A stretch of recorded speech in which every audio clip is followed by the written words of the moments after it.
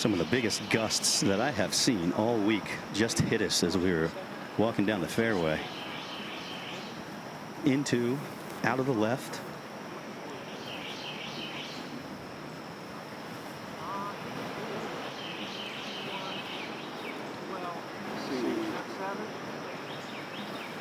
No, I like 7.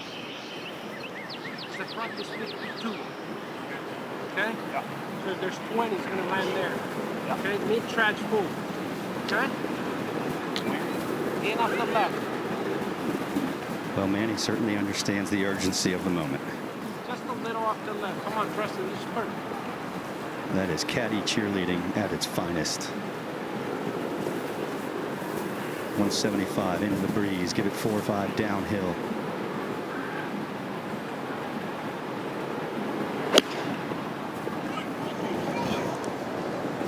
This is promising.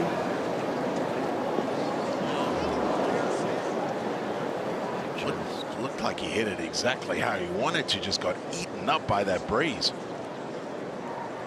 Right as it apexed, Brendan. One of those gusts. It's not steady.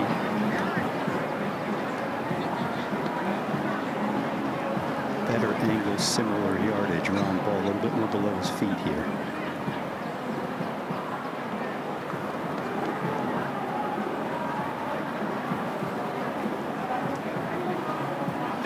That will help and work it in from left to right, but it's just hanging on the left edge of the green. He started that way left, Brandon. Looks like it's right in the grass. Big miss there from Jon Rahm, wide out to the left. It shouldn't be too difficult of a chip, though. Well, he's going to be going slightly up the hill there. It shouldn't, as I say, shouldn't be too hard there, but not the start that either of these guys were hoping for. Yesterday was the windy day. We knew we were going to have those big gusts. Kind of surprising to hear Ned talk about those gusts, and both of these shots, whether affected in the air or in what you were attempting to do here for Jon Rahm, certainly the wind playing a factor here on the first green. Yeah, without a doubt, especially the shot of Siwoo Kim. Siwoo Kim really looked like he'd executed it nicely. It was a good strike, and we heard Ned say it just got hit as it got to the top of its flight, and well, he's going to have a tricky bunker shot from short-sided. So 2 players immediately go into scramble mode here at the first, where they've been effective this week. You're going to have to be effective. You're going to miss greens around this property, especially with these lengthy par 4s, 8 par 4s of 450 yards or greater, including here at the first. 2 different sides of this green surrounded by this duo. And again, I mentioned a hole that had given up 8 birdies so far today from those that have found the green. But you see where Siwoo has hit it. That bunker today, just one of the previous 7 in this front right bunker today, able to get it up and down. Very, very difficult from that right side. You're landing that bunker shot on a pretty severe downslope. It's going to take a kick forward. You got to try and stop it with a little bit of elevation. The one thing that might help Siwoo a little bit is that he's further back, so has a little bit more green to work with. 6 of 11 in sand saves this week for Siwoo Kim, and that ball just trickled into the bunker too, so it doesn't have the benefit of getting up into the bunker and onto that upslope for that shot. You know, we heard it. It was great audio as he digs in here. The coaching, it felt like, from Manny Villegas, younger brother of Camilo Villegas, who's been on the bag for Siwoo Kim now for a couple of years, really trying to kind of force some positive mood into Siwoo for that opening shot as he digs in. Marvelous, marvelous from the sand. Open face, weak grip. Listen to impact.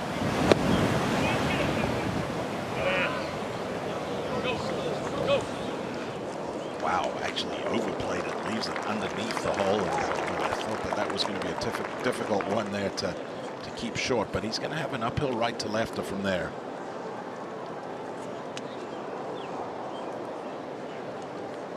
Now Rahm strides back to his golf ball, not looking too confused about what needs to happen here, Ned.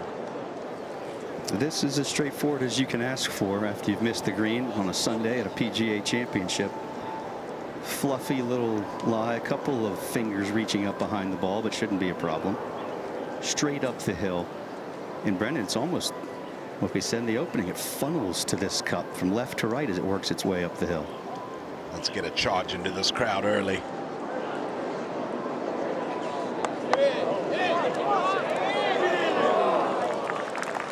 Well, he tried, because that runs on about 4 feet. It'd be that uncomfortable distance for the par.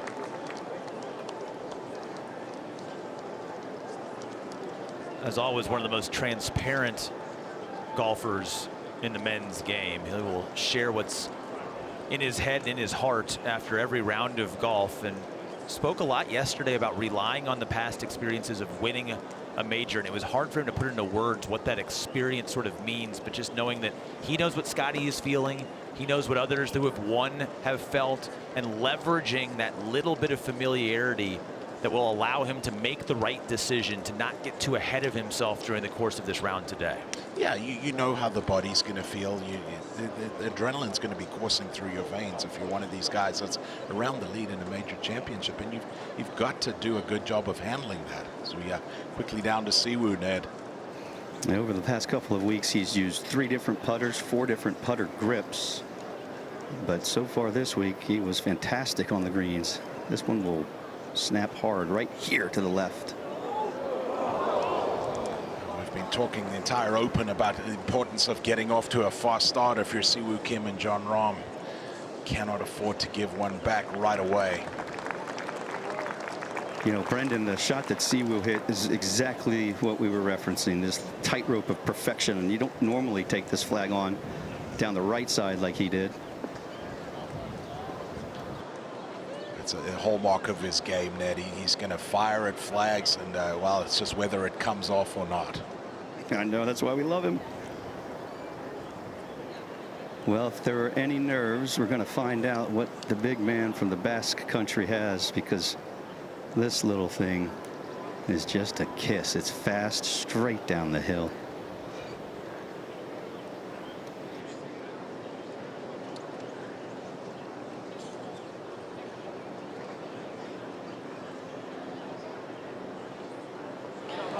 Nicely done for Jon Rahm. Perfect holding speed. Good up and down there. Missed just once inside of 5 feet all week. He will not add a second to that tally as Rahm a pretty simple up and down. And now we head over to the par 4 second. Well, it's a hole here that gives you some options. We'll see some of the bigger hitters take it up over the top of the corner there, leaving you just a wedge in. If you're one of those guys that maybe hits a little flatter ball flight, you need to take it down that right side, leaving you a longer second shot. We've got a flag stick here that's cut essentially right in the middle of the green. In saying that, it's not that easy. Anything that gets just a little bit right of this hole will catch a thumbprint and feed well below the green surface on the right side, leaving an incredibly difficult up and down.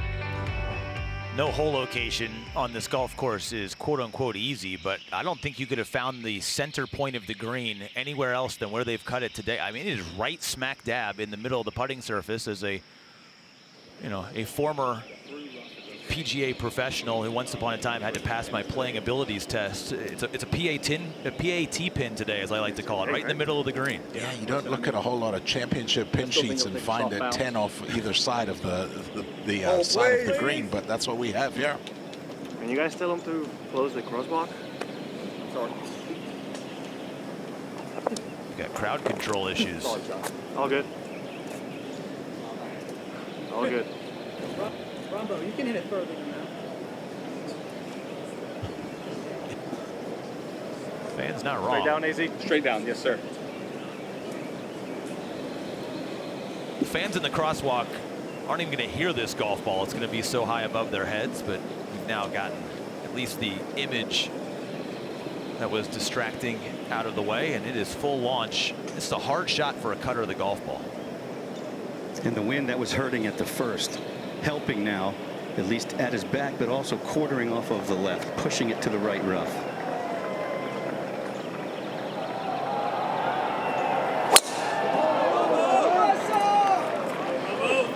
Self down. This one needs to hit really softly on that line. It carried through the fairway and deep. Oh, please. Middle off the left. Oh, please.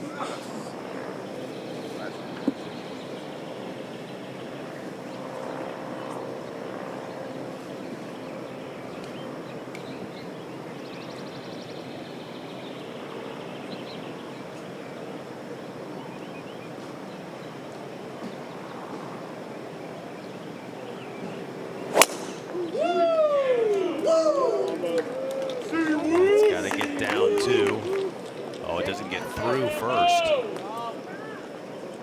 He catches the top of that tree on the corner, drops down to the left. There's going to be some difficulty there for Siwoo Kim. Yeah, that's the land where bogeys live, over there left of the tree line here at 2. So trouble at 1 leads to bogey. Trouble again here at 2 as Siwoo Kim is trying to find the rhythm.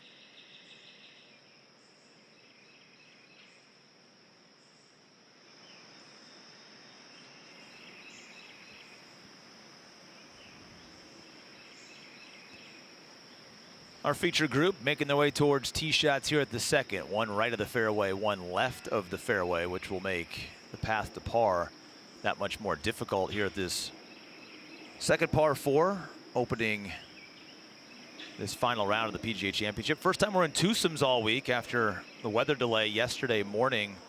We had to recalibrate tee times and then bunched everybody together in split tee 3s. So we've kind of had that long run up to these tee times, Brendan, to get an idea of what this golf course is going to look like, how firm the greens are going to play. If you were with us earlier here in our featured group coverage, watch Rory McIlroy's weekend alongside Christian Bezuidenhout.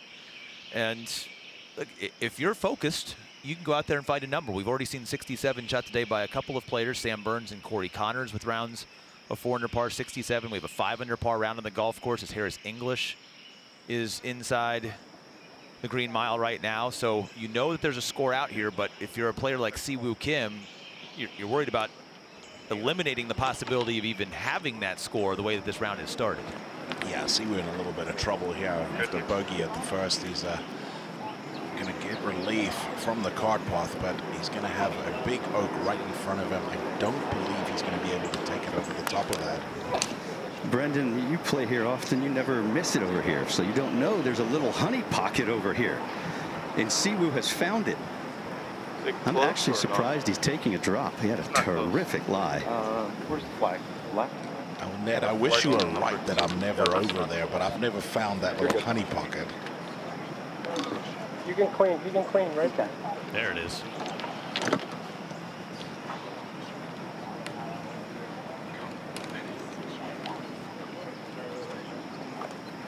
Right up over the oaks.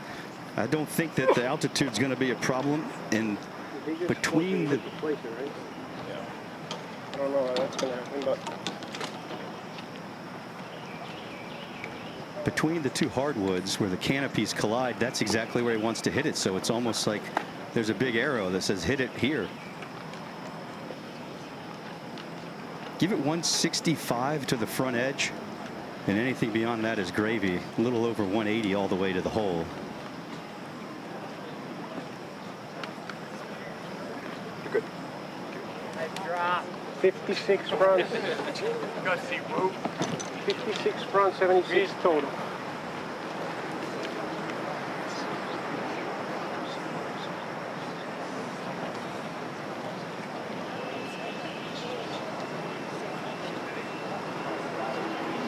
Conversation with caddy Manny Vajegas. A partnership that began at this golf course at the President's Cup, where Siwoo was a part of 76. 56 is your front. the international team. Manny was there helping out. Can you guys move? Brother Camilo, his captain duties Down left to left. that week, and then We just got to get it to the front. connected 56. worked 9. together ever since. 76 is total. So 56, the front's playing 40. We landed 5 on is 45. We need like a 48 shot. So Okay. just a normal 9. Yeah. Okay? You How good? far total? 76. Okay. When? Down off the left. Off the left. Yes. I know it's showing off the right, but it should be down off the left. That's where I would play. Okay. Come on, trust it. Marshall told me that someone had hit it here earlier today, had a similar shot, and easily pulled it off.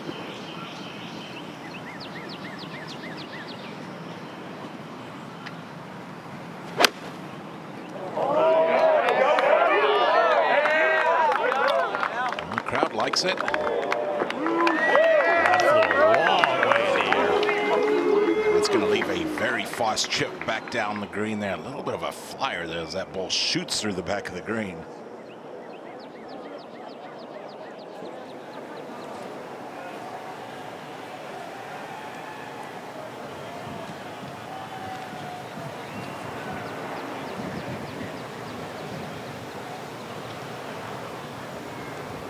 Rahm's lie down in a whirlpool of twisted grass.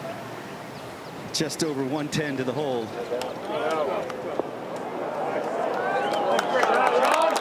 Wow, he went down after that using all of his strength and should hang on to the back of the green. Okay, well done there from Jon Rahm.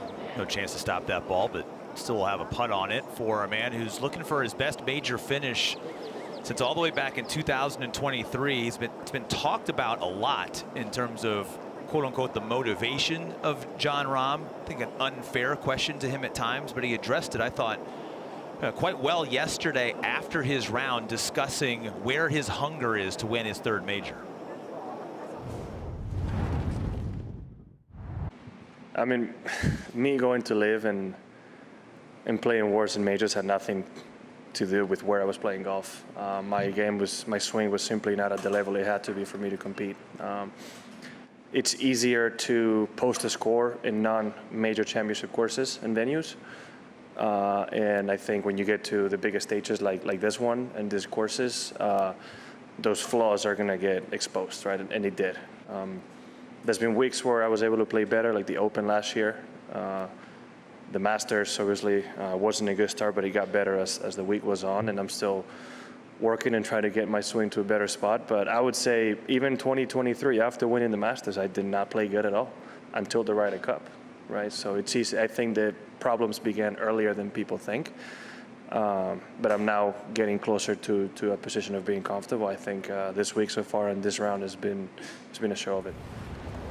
The numbers bear it out, Brendan, when you look at it. His ball striking has taken a dip, or had taken a dip, for quite some time. Now his results on Live Golf have been quite consistent. He is a top 10, top 5 machine. Maybe not a lot of trophies, but when the world audience really pays attention at majors and you miss a couple of cuts, including at the PGA Championship last year, it sort of highlights where those problems are. And you could hear him quite confidently say, look, I wasn't striking the ball well enough. I believe I'm making the progress to do that now.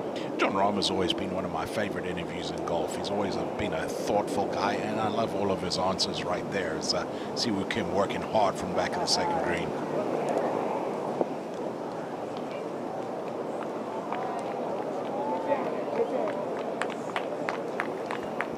Diabolical shot. It was just sitting down in the grass, wind back into you, and this green, Brendan, you know, from back to front, it looks like a mirror sheen. It's so fast. Yeah, and that may not look like a good shot for Siwoo, and I know it's further away than he would have liked, but if that ball gets running at the hole with any kind of speed, it can go all the way down to the front part of that green, as Ned's talking about there. So just a tough start for Siwoo, and definitely not what he needed. Well, it might be a little hangover from a tough finish yesterday for Siwoo.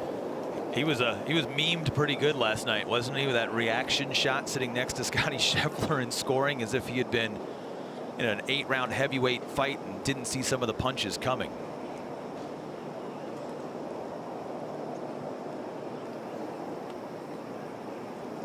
Fortunate to hang on the back edge of the green, and his reward is one of the fastest putts that you will find here at the second. Might be one of the fastest putts you'll find on the entire golf course, Ned.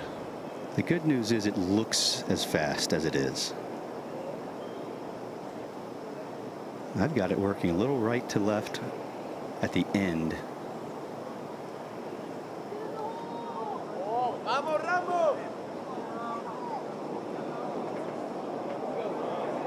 Excellent.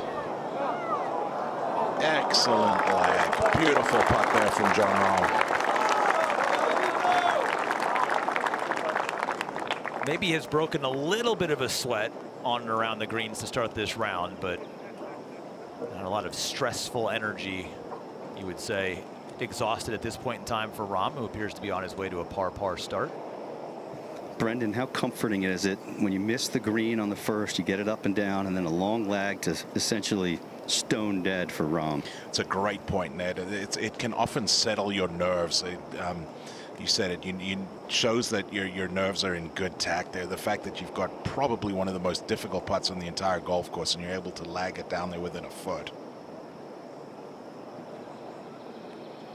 Better be defensive with this. You know, you're trying hard to make it. You feel like the tournament, any hopes you had getting away from you, but you can race this 8 feet past if you're not careful. Will go left as it loses speed.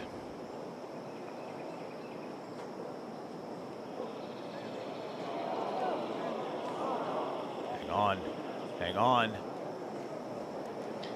Just such a difficult putt to match up line and speed. You've almost got to try and make that at about 3 o'clock on a clock face, but now Siwoo working hard for the 5. And we talked about, you know, this round could go one of 2 ways, but it's not as if it's been over aggressive play that has led to the sluggish start for him. It's just been relatively sloppy play, missing in the wrong spots at the wrong time to begin this round.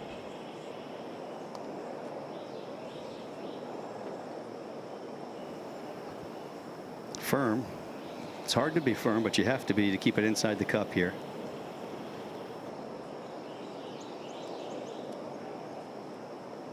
All right, good stroke there for Siwoo Kim, but that will be a bogey start.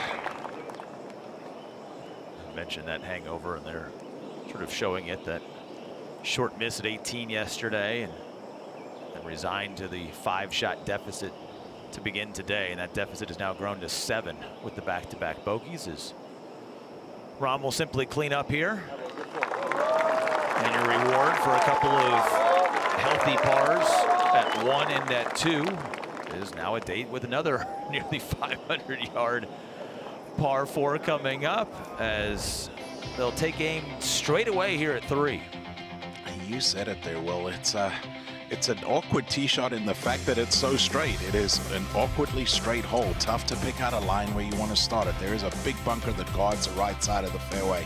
Need to be inside of that. That's in play for all the players in the field. And we do have a difficult hole location. We've talked about some feeder pins on this golf course on this front 9. This is not one here. It's cut in the back right corner. You want nothing to do with over the back of this green. Very, very quick coming back. You'll see a lot of golf balls land into that slope and funnel back down towards the front part of the green, leaving a very, very slow putt up the hill. To your point, anybody that's gone over the back of this green into the primary rough today, 100% bogey or worse. There is nobody getting it up and down. It's been only a handful of players that have made that cardinal sin, but emphasizes your point there. As mentioned, Jon Rahm, no one has driven it better than Rahmbo the first 3 days. A combination of length and accuracy, and trying to cut this one right back into the middle. And the breeze, it'll help him carve that cut that he's looking for. It'd be a very comfortable shot, and start it over the hardwoods down the left side, isn't it? All should work right back to the center of the fairway.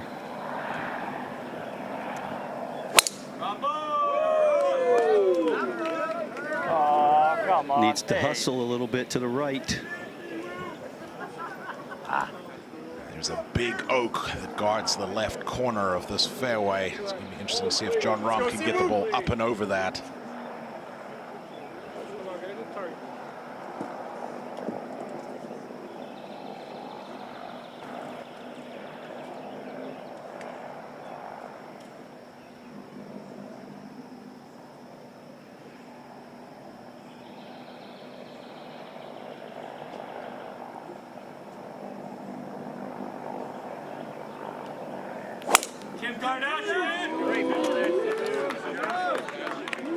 Appears to be fine. Staring that one down for a long time. A couple of hops, but we'll stay in the right-hand side of the fairway. So one in the rough, one in the fairway on a golf course that demands your attention off the tee. For more on that, from the PGA of America Coaching Center, powered by T-Mobile, we bring in our PGA professional, Joe Hallett, about the driver.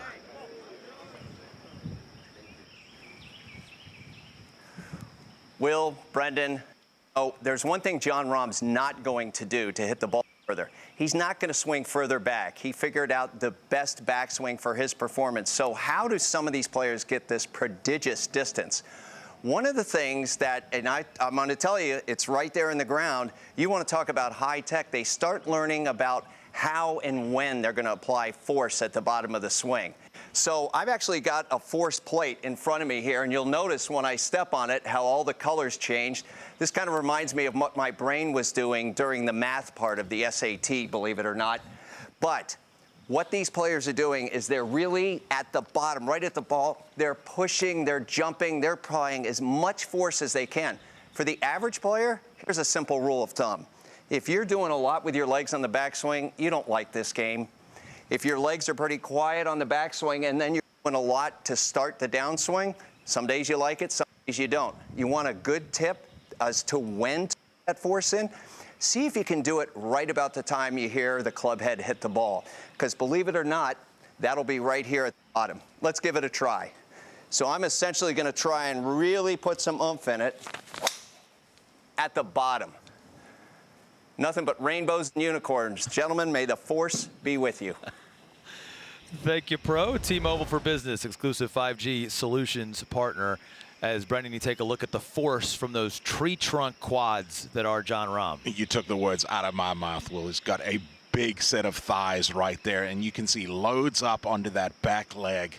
And there is nobody in the game that is better at driving off that right side than Jon Rahm. You can see it right there. He's pushing hard off that right side with that right leg to a full finish.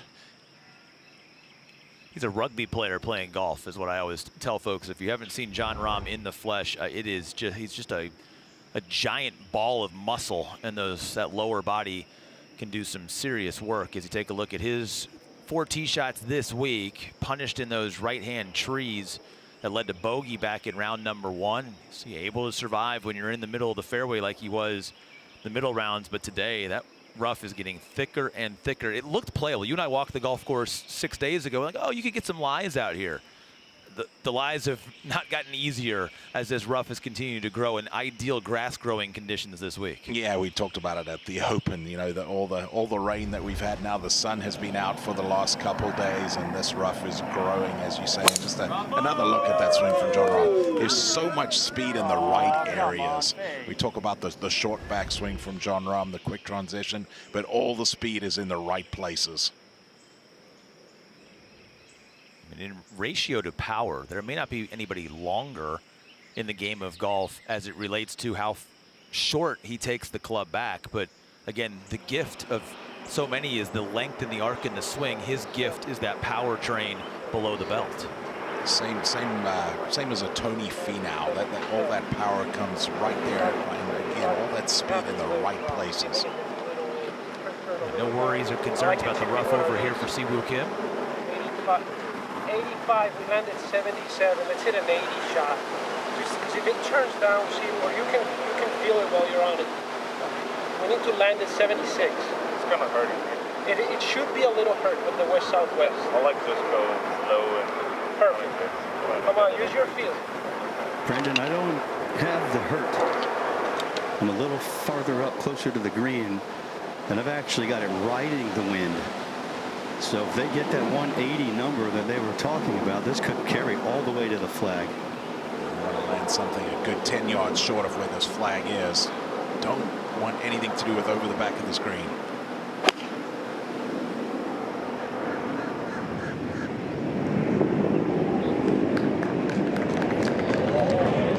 Something like that. Just a little knock down, controlled the trajectory, beautiful, lands it in the ideal spot, and I'll see Jim's going to have a good opportunity to pick up one of those early bogeys. Try and get closer. You saw the leaderboard while Siwoo was talking. Both Alex Noren and Scotty Scheffler missed the green at 1, both make bogey. So all of a sudden, Rahm, with pars at 1 and 2, was within 4 of Scotty Scheffler's lead. Ned, can Jon Rahm get this up and over and all the way to the flag? With as firm as that bounce was we saw from Siwoo, I do believe he can. I feel like this, you just open the face, it's going to come out very similar to the last hole. Give yourself a little bit of room, and yeah. The troubling part for Rahm here is he tries to open that face a little bit to get it over the top of the tree. Brendan, everything's pushing to the right, to that right bunker. Oh, that went straight up.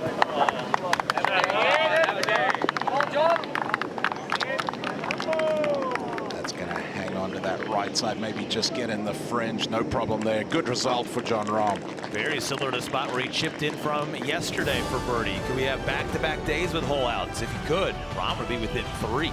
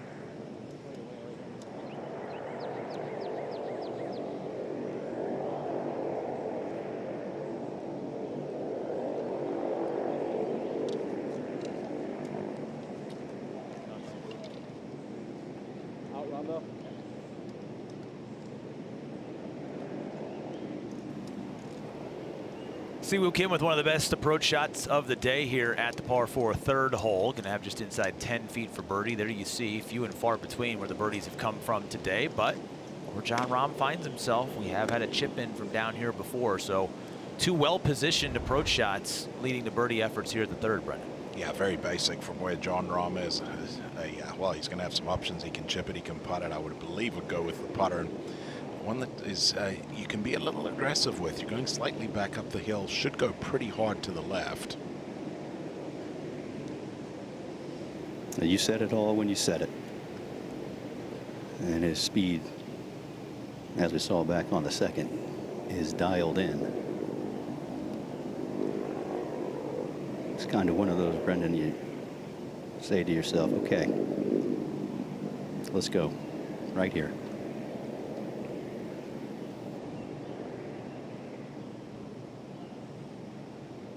Just inside of 35 feet.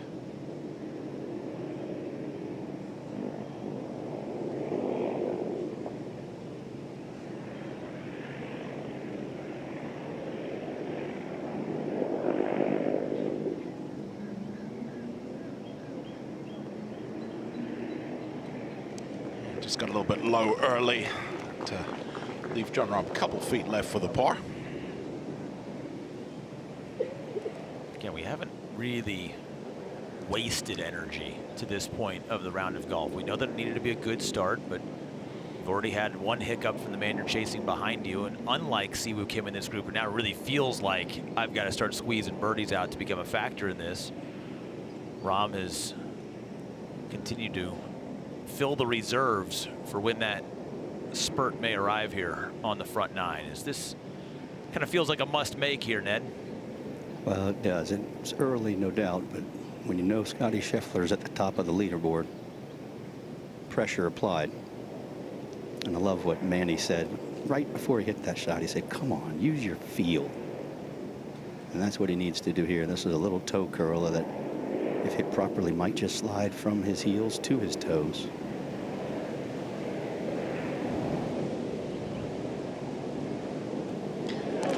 Nice bounce back there from Siwoo Kim.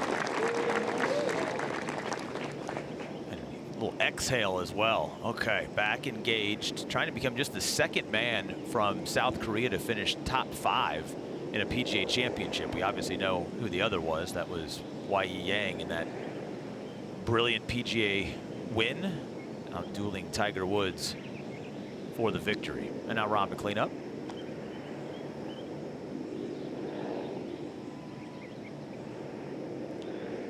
He's giving it another look, but really not too much in it. Just a couple feet straight back up the hill.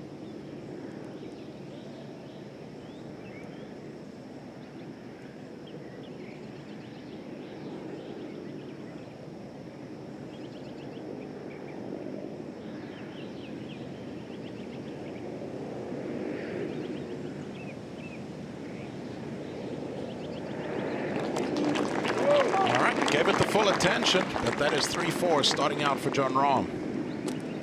And 2 4s coming off of missed fairways for Rahm as well. Imperative to find some more of those here on the front nine. Mentioned the bogeys at 1 from Scotty Scheffler and Alex Noren, following them back to -10 and -7. Davis Riley and JT Poston also made bogeys early on in their round of golf. So by attrition, Jon Rahm is now inside the top 3 and 4 shots back, heading to the first par 3 of the round. Brilliant round by Harris English, trying to survive 18 to see if he can post 66. We're a long ways from 18 for our duo as they head over to the tee at 4. Fourth hole today, playing 192 yards, and the hole cut over there on that left side. It looks like it's a difficult flagstick, guarded by 2 big bunkers, but it's one of those holes, and Ned touched on it at the Open, that you can feed the ball to the hole. You see there a big slope behind the hole on the right side. You can use that to feed it a little bit closer. We also have the wind off the right, which will help move the ball over there towards the left side of the green. 2-tiered green. Everything works towards the right-hand side, and pretty much the entire field is taking on this back hole today to avoid having that long putt as we listen in. Did you hit a full yesterday? Yeah, but it didn't as well. Okay.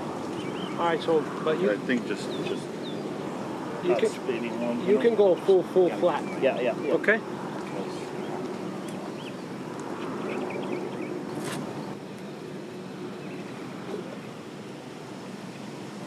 This man has never seen the whole location on a par 3 that didn't want to go right at. Yeah. I like it. You still like it? All right, you got to rip it. I mean, Manny is... He's working him, isn't he? He is going to be fined for using the whip too many times here shortly. Come on now, Siwoo, he said. You got to rip it.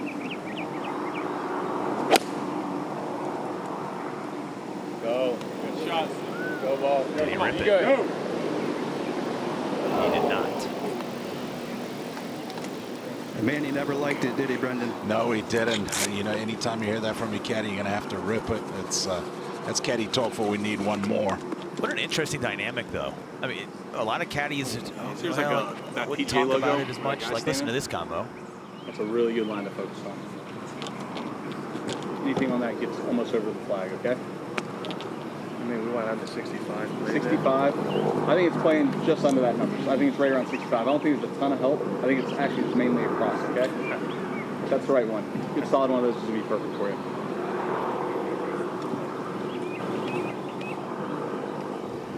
Well, he better rip this also. I got the sign it was an 8-iron. 1 second, Rob. Just because there's that swirl, those flags behind the green, come straight back into it. net. That ball of Siwoo Kim's landed in the front of that bunker. Wasn't even close to covering. Yeah, that's the difference, right? So I was just letting this gust die down, and I think it's just good solid on at that PGA low. You're gonna love it. Okay, let's see it. That is experience, guys. They're looking at the blimp because typically the blimp will point its nose in the direction the wind is coming from. So they look up and say, well, that gives us an idea of exactly what's going on up in the stratosphere. I don't think he can hit the blimp with this club, though.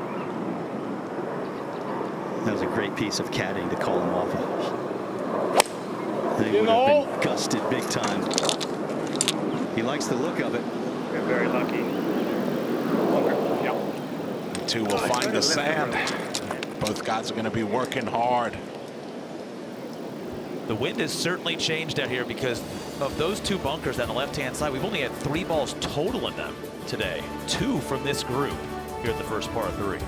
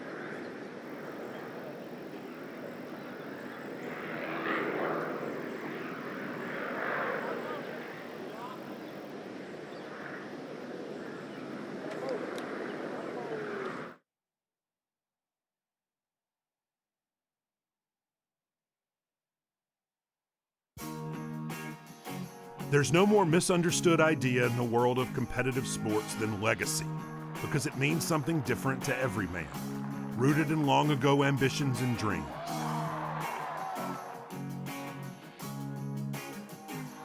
And so the true prize of a major championship isn't a sterling silver trophy or an enormous check, but something that lives in the distant mountain mist of tomorrow.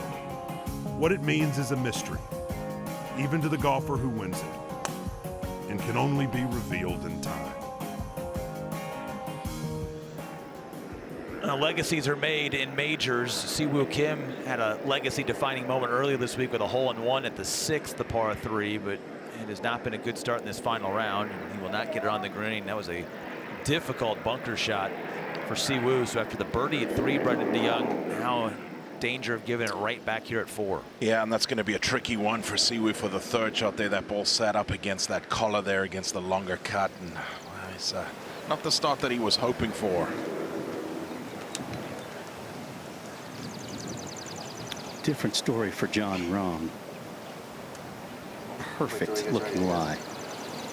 Just crispy and sitting up. And he has these low bounce wedges. Carries a 60, 56, and then a lower lofted 52. A little bit back into the breeze.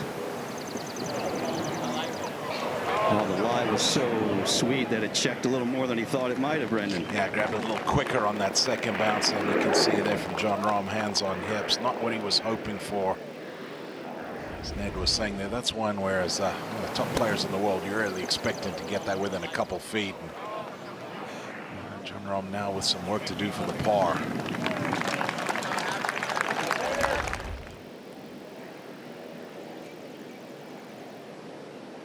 Is that just guesswork? You just don't know how it's going to come out of there, or was that maybe a tiny bit of a misread of the sand and the lie? Or How does that happen to someone who looks so not frustrated but confused as to what just happened? I think Ned was spot on there. I think that ball was just sitting so good that it came out with just a little bit more spin than he would have liked. It's almost one of those where you want it to be sitting down just a fraction. The fact that you're going up that little tier there, if it's sitting down just a fraction, you get some of that overspin. Well, Jon Rahm didn't get any of that. And the bunker's starting to dry out too, and get a little more spin there instead of the wet compacted sand. This is a little bit of a gauge of the want-to right here from Siwoo Kim. Yeah, and this is going to, for Siwoo, it's going to require some confidence. It is up the hill, and it does try to collect from the right side of the green to the center. But you have to hit it, be easy to limp this up there.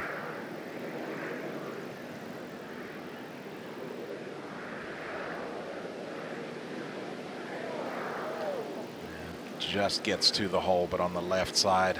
We'll see what Kim's still going to be looking for that first par of his final round.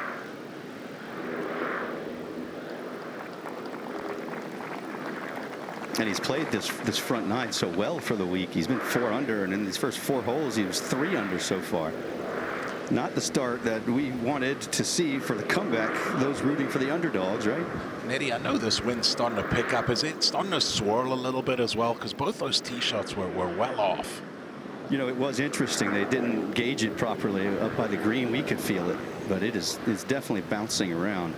8-iron for Rahm was never going to be enough. Brendan, I don't have a ton in this. Maybe at the end it will try to just loiter back to the left a bit. Should go just a little left, as you say, as it loses its speed. Important putt early in the round here for Jon Rahm.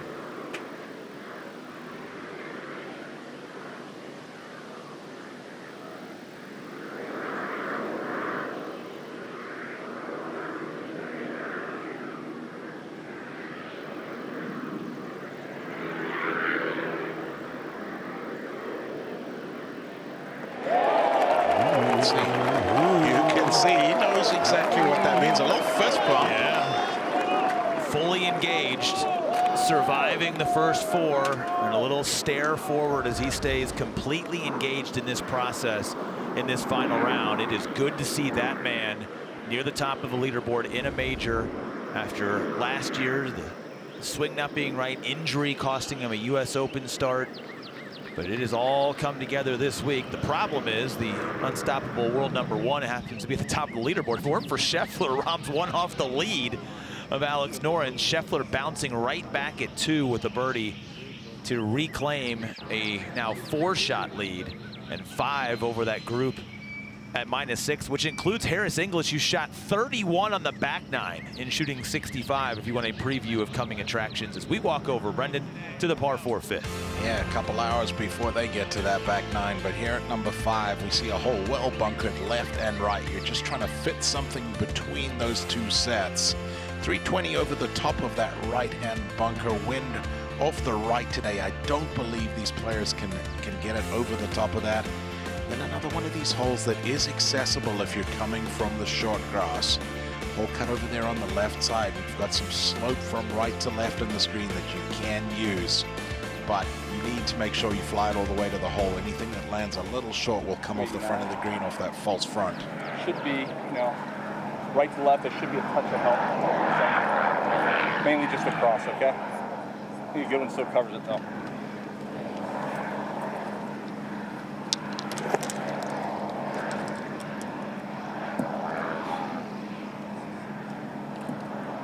On that, as a guy that likes to move it left to right, this has got to be a very comfortable win for Jon Rahm. Absolutely. He can hammer cut it if he wants. The wind that's starting to billow into his face out of the right will hold that cut. This would be one to uncork and find the slot. That's potato. There it is. Go Rambo. Let's go Rambo. I just told it. It's supposed to be a free throw, Brendan. Yeah, well, he towed it, as you could hear, with the one-handed finish, and that ball's not going to cut when it rides over to the toe side of the driver.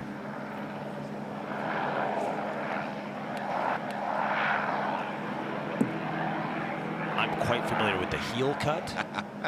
toe cuts are hard to hit, guys. When asked, Siwoo, do you draw it or do you fade it? He said, Siwoo hits it straight. Right, that's the story.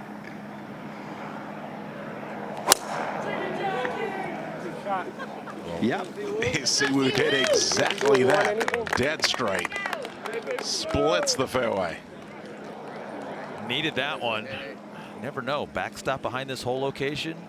Maybe another Siwoo hole out. We need something really positive to happen for him. Jon Rahm surviving a challenging Sunday start, but still 5 back of world #1 as the chase for the Wanamaker Trophy is on everybody on the golf course here at Quail Hollow.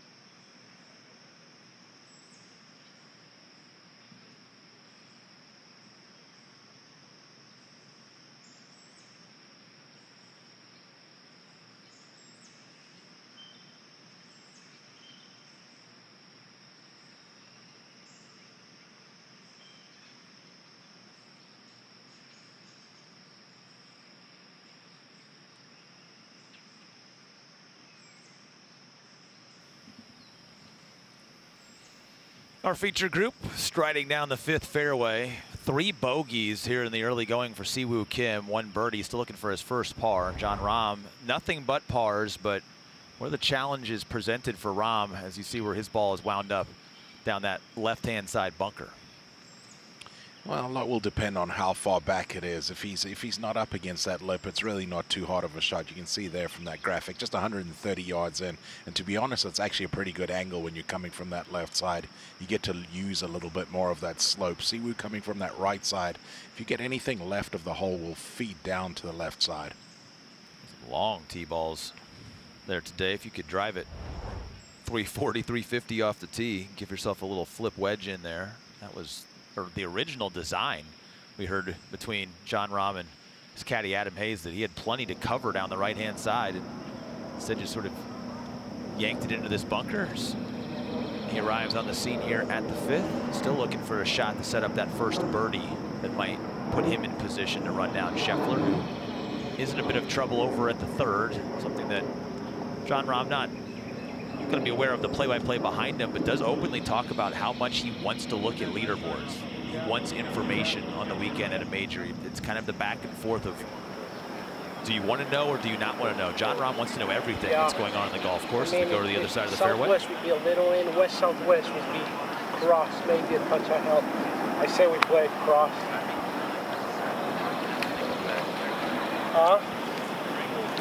Yes.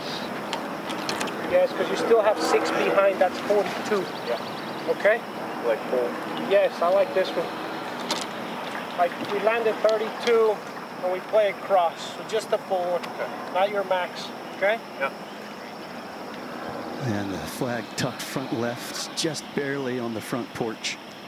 Off an uphill lie. Wind trying to work back into his face. 132 is going to be right on the top of the ridge. You better get all of this one. Oh my God, that's terrible. You said it, not me. Wow, that is a big miss there from just 132 yards out to the right side. That's going to find another bunker. Siwoo Kim just a little off at the moment.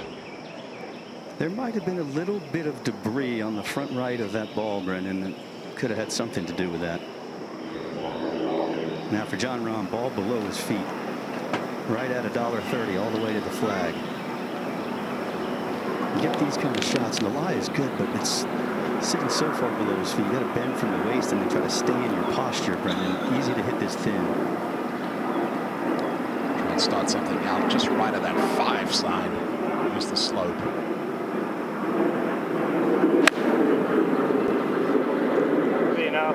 Contact sounded good, Ned. Go. Stop it. Stop it. That's all right, though. Up and down. Just needed to fly it a couple yards further. It's going to leave a tricky one there from short of the green. It's going to be up and over that ridge. Both these players battling somewhat shaky approach play. Much of it for Jon Rahm has been driving into the rough, or in that case, driving into the bunker. But distance control has been a little sketchy so far in the first hour of this one. And once again, this is Rahm banging his ball to go. Be enough. Be enough. Go. Go. Stop it. Stop it.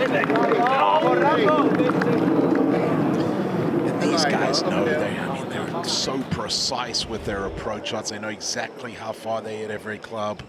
Jon Rahm maybe got that just a fraction off, and you could hear was begging for it to go. Brendan, it's going to be hard to shoot something in the mid-60s if you don't find the fairway. It really is, Ned. You know, we've talked about it, how you can get aggressive on this golf course, but it's so hard if you're having to play it from the rough or if you're playing it from the bunkers. Just anything outside of the short craft, so difficult to hit the exact iron shots. And with the firmness in the greens right now, they are becoming more and more exacting. PGA Junior League is bringing friends, families, and communities together through golf, all with expert PGA and LPGA coaching. Find a team near you at PGAJuniorLeague.com. And gentlemen, if we are fortunate enough to still be doing this job in 5-10 years' time, I can't wait to tell the story of a PGA champion who started playing golf through the PGA Junior League, because I promise you it's going to happen. An incredible program. Again, if you're unfamiliar or you want to get your kids involved in golf, it is one of the easiest ways to introduce your youngsters to the game. Siwoo Kim now out of the bunker.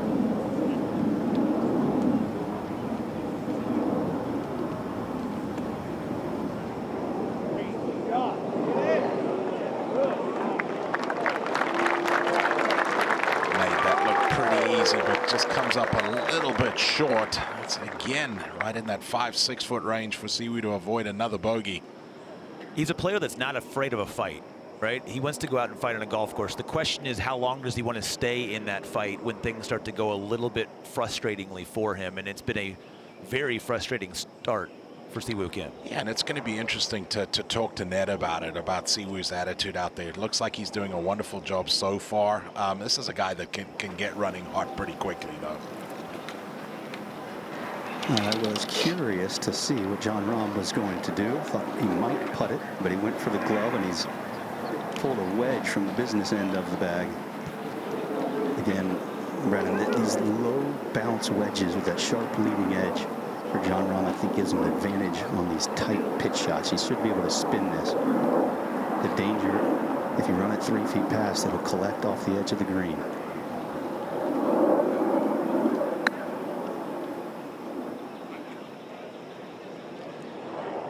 Just nipped it, came out with a lot of spin, but that is not good there for Jon Rahm. That's going to leave a lot of work.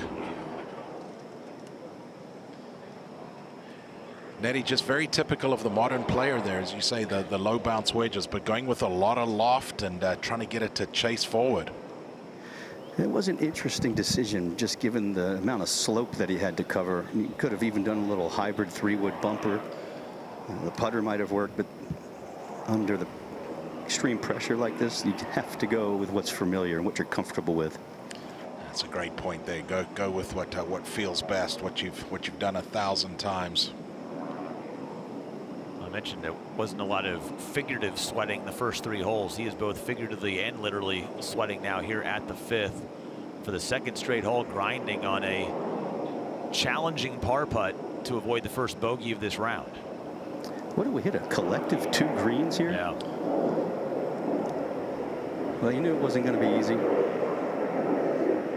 You better pack your patience in your lunch pail today. Put your work boots on.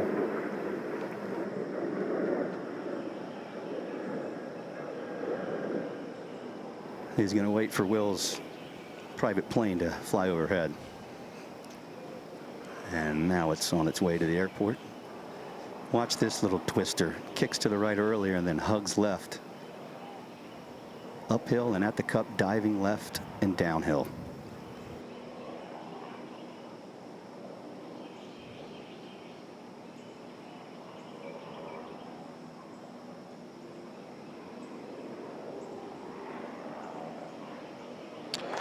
Putter bails him out again. Another good stroke there. No fist pump this time. Felt more like an exhale of annoyance from Jon Rahm, wondering when things are going to all click. He's got a really beefy par 3 to survive at 6 before he can try to make that little bit of a push in the scoreable stretch on this golf course. But he has survived to this point and has made up ground on others into a tie for 3rd. Still 5 shots back at the lead of Scotty Scheffler as Siwoo Kim is 7 back and needs this to stay there.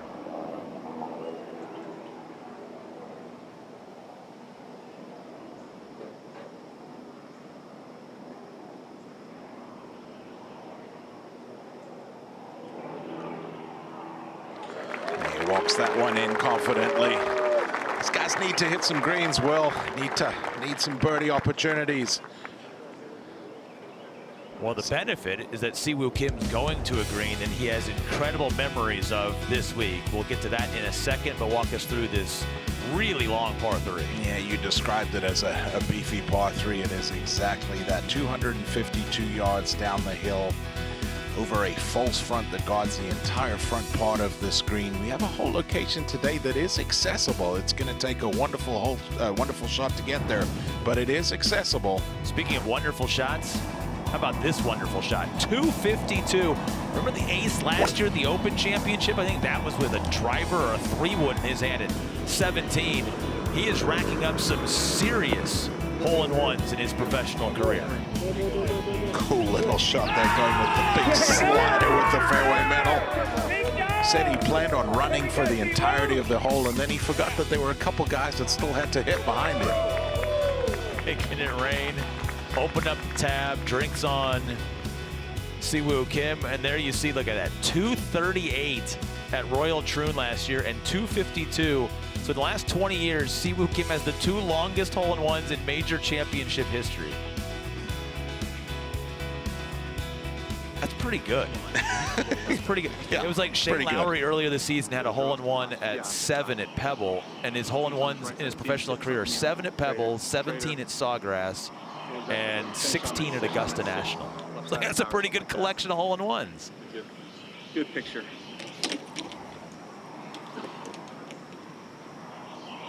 Rather frightening proposition here today at the 6th.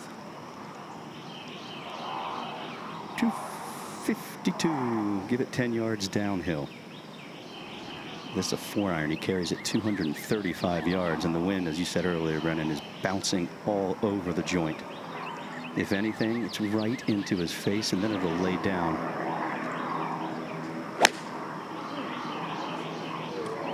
Somehow covered. Let's see if he picked the right gust. Again, one hand off the club. Again, is going to find the sand. Gonna miss it, Brendan. I mean, a couple of times now.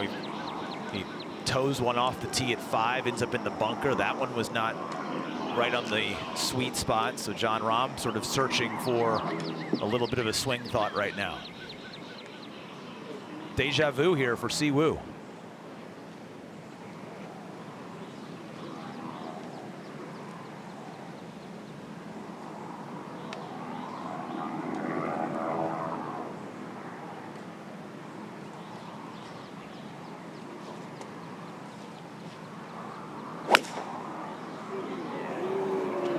Center of the green, drifting right at the flag. And the wind just nailed it the last 25 yards. Takes a big hard bounce into that back bunker, and that's going to leave a tricky shot back down the hill. We're scrambling again. Just 2 combined greens hit in the first 6 holes for this duo.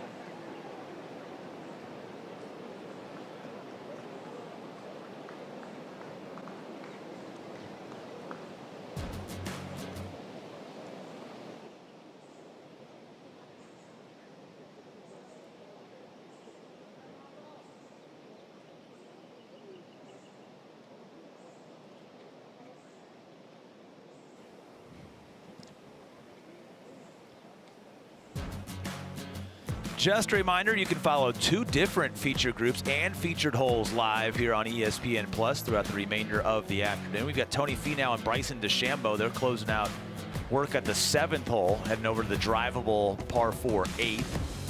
See that? We've got our group of Jon Rahm and Siwoo Kim trying to wake up, and then really entertaining stretch. Scoreable holes at 14 and 15, the beginning of the Green Mile at 16. So a little bit of good, a little bit of bad, maybe a little bit of the ugly coming down the stretch as well. As you can see, the flag really whipping over there at 16 as well, as the breezes are up on this championship Sunday afternoon. And the leader, Scotty Scheffler, even par through his first 4 holes of play and has opened up a 5-shot lead over the entire field. As we are back here at the par 3 6, you can see not a lot of players are hitting this green today into this wind. Look at that scatter chart all over the map, Brendan. And you can see the graphic in the bottom there. Just 3 birdies today on number 6. It has been a handful for the players. And John waiting for some gallery movement behind the green, and it's not a time to get impatient here. Ball sitting down in a little bit of a saddle. His feet will be equal level, but the ball below his feet. Slight downslope, which should help come out low and run to the hole.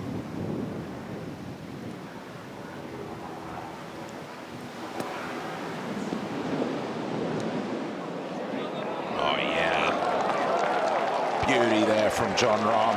He's going to escape again with another par.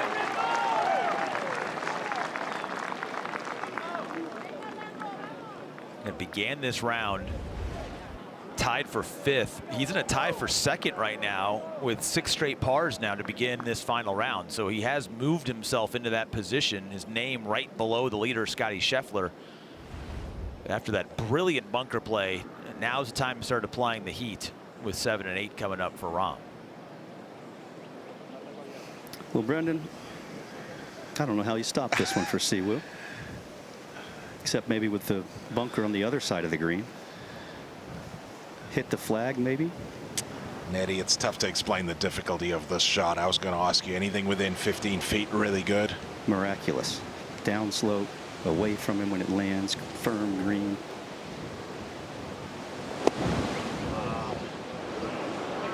See, they're trying to just absolutely cut the legs out from underneath it, and it needs to take a seat.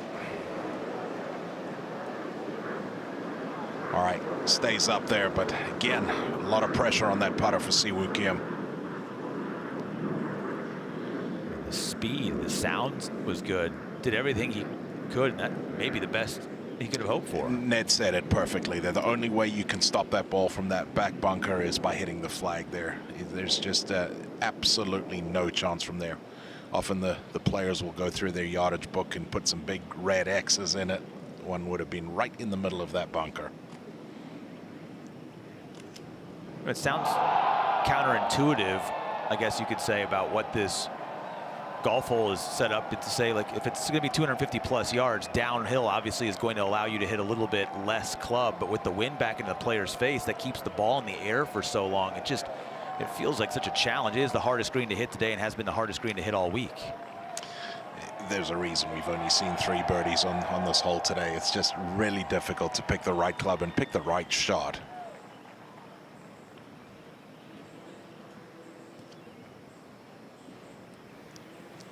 He's taking a look at it from 3 or 4 different angles. And this one will lie to you.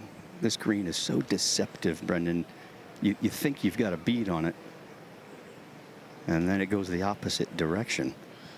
And the difficulty here, Ned, is that you've seen it so fast down the hill. It's hard to make yourself hit this firm enough back up the hill. It's a slow putt.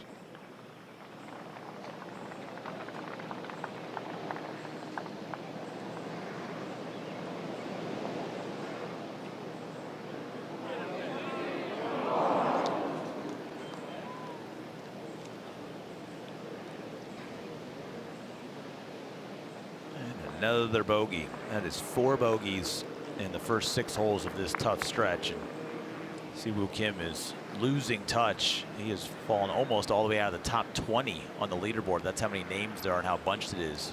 3 under his T20 right now. As Rahm with the sandy par save. Nothing more than just a little kick in. And another nice up and down. It's been a scrambling day for him. Now 5 of 6 scrambling early in this round. It all started at the first. Drove it beautifully at 1. Left it though in a perfect spot if you were to miss this green, and able to simply get this one up and down. This was probably the easiest of the first 6 holes right here from just on that left side. And even though he was missing greens, a lot of them were in the right spots. This was the green that he did find from the rough, and left himself with such a quick putt down the slope. Judged it nicely, but sort of the common theme in this quote-unquote highlight package of Jon Rahm's day so far is the fact that he just really hasn't had makeable birdie looks yet. No, he really hasn't. And well, to your point right here, off the right side of the green for birdie here at number 3. And again, not one that you want to get overly aggressive with. He would make that. And then things got a little bit more stressful with missed greens at both 4 and 5. This bunker shot checking up on him a little bit too quickly. And he would have to make that for a par. He did make that. And then he was also short of the green at the 5th hole and left it up in this neck of the green. Was able to roll it in for the par. So he's made a couple of kind of 8-9 foot knee knockers, and then this may be the best short game shot of the day so far from Rahm. Yeah, very much so. Bunker shot here. Not the hardest in the world, but still made it look really easy. And well, that would be 6 pars in a row for Mr. Rahm. I think all week you would have taken the 6 pars 1 through 6 when you're trying to chase down Scotty Scheffler. It would have been nice to try and get 1 or 2 birdies there, but now is where you really are thinking, I'm going to be able to gain some ground. 7 and 8 coming up is where the scoring really turns here on the front. Yeah, we're in a part of the golf course right here. If you are Jon Rahm, Siwoo Kim, if you're able to get the ball in the 7th fairway, you're going to be coming in with a mid to short iron today, and a good opportunity to use a big slope and feed the ball closer to the hole. But again, it's a part of the golf course that you have to take advantage of. Got to find the fairway here at 7. And he hasn't found a fairway since the first hole. This started miles left. Miles left. Every day, huh? Fighting that golf swing net. That's 3 in a row where we've seen one hand off the club. That one is the kind that'll send your brain into a haywire mess. That will scatter you. We'll get up there and find it.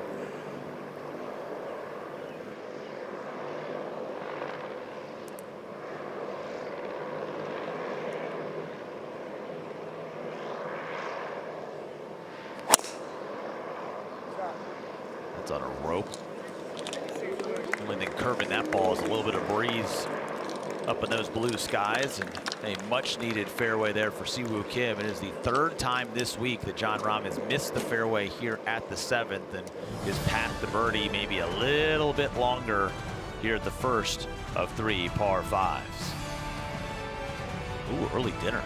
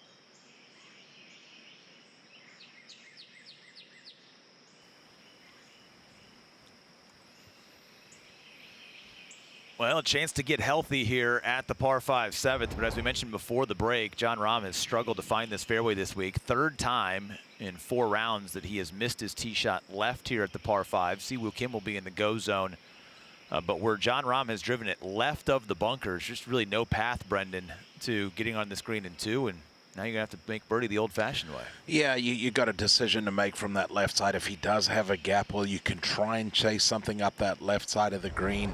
It's a risky shot. Ned's going to let us know here shortly what he has, but that cut's not cutting right now. Jon Rahm wants to aim down the left side of the fairway and see the ball move from left to right, and it's just not doing it at the moment. He doesn't have much hardwood right in front of him. If he wanted to try to go towards the green, it would be a low, piercing, kind of drilling cut, but it would be awfully risky, and he'd have to run it the last 100 yards. He can also pitch out to the right, but then he's going to leave himself a longer approach in. But I think that's the play. I think patience and prudence here.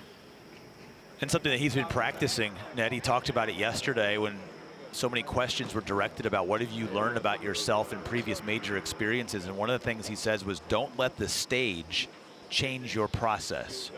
This shot right here shouldn't be affected by the fact that it happens to be Sunday at a major championship. It's what is the right decision in this moment for this hole.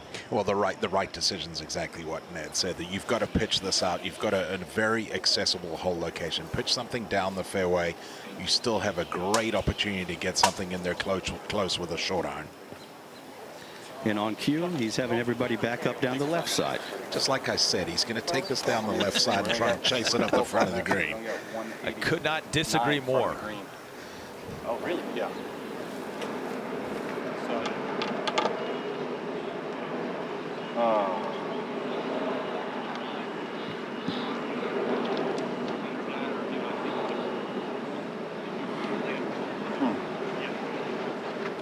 See if you're going this way, just you run it up, set it up there. I mean, you can hit a punch a 5-iron up there and get it chasing up. You know what I mean? If it runs in that bunker, it's fine. If it's on the green left chipping area, it's all. It should come out of there pretty good. Just double check. You got no roots there in front of it, right? That's all. That's all. Like yeah. Yep. I like that. I think you just chase that up there, real aggressive. Finish on the left edge of the green and. Right? And even if it catches the rough, you have enough slope to play around it, right? 100%, yeah. And so, here, let me just tell you real quick. Basically, it's 115 past the rough here. Okay? You see what I'm saying? Like, on line with the edge of the green, so. Hit that on a little string, it should be fine. All right, what's our biggest risk here, guys? Water right. It's a fluffy little lie, almost like it's sitting down in a bird's nest, so it's going to have some pine straw behind the ball. It'll be tough to control the spin. You heard him say he wants to carry it 115 and then run it the next 100 yards. Brendan, I'm not sure the juice is worth the squeeze here, my man. 100% with you, Ned. I don't like this one little bit. If this ball just squirts a fraction out to the right, it kicks that way towards the hazard on the right side. And it's a relatively simple wedge shot getting it back into the fairway. Critical moment here for Jon Rahm.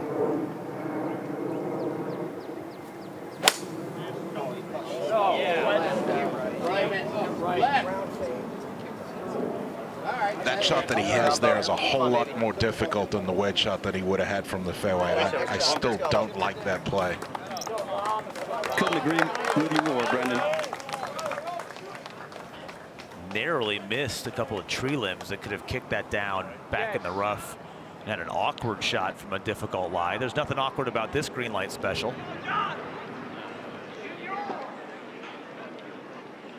Just over 200 yards to the flag for Siwoo. Needs 190 to cover the rock wall in the water. Has plenty of room long, plenty of room left. Stay right, to the right. Oh, no, just flies it a couple yards too far, misses that big slope. It's going to leave a very, very fast chip down the green there for Siwoo Kim. And he is talking to anybody that'll listen right now. about the frustrations of this start as Rahm stays hydrated walking up here, and we'll take another look at this recovery shot for Jon Rahm. He wasn't going to make the mistake right that we were worried about. Look at that. I mean, he threaded that through a couple of limbs, Brendan, and has settled down on that downslope. So you mentioned that the wedge shot, if he lays up, is likely easier. Why is that? What's the challenge coming up for this third? Well, coming from the fairway there, if you do lay it up with a wedge shot, you've got a sideboard, you've got a backstop to use. Everything's going to feed down there. Now, right now, he's going to be coming along those slopes, and it's going to be wanting to take it all the way across the green. He's going to be coming down that big sideboard, and I don't like that play. There's a great opportunity here for Jon Rahm to hit this one through the green on the right side from where he is now.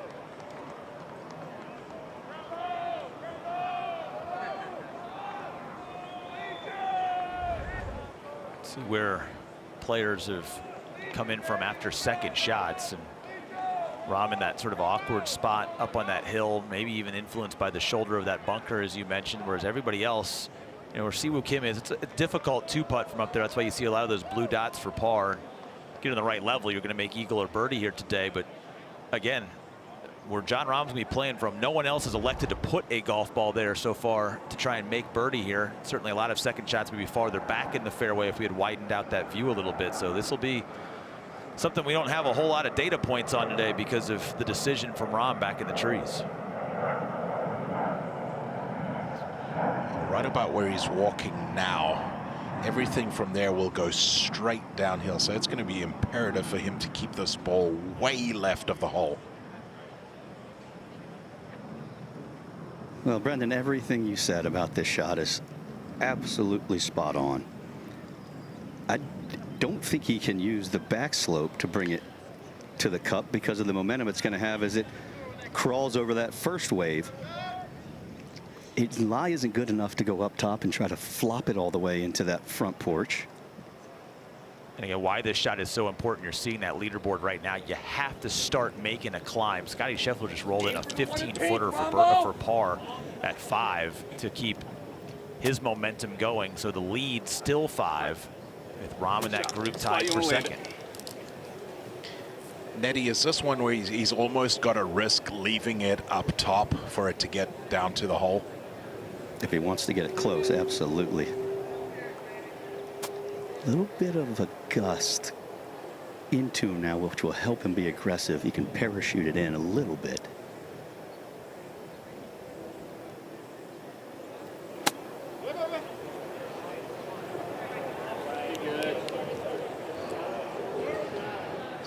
Needs to take a seat now.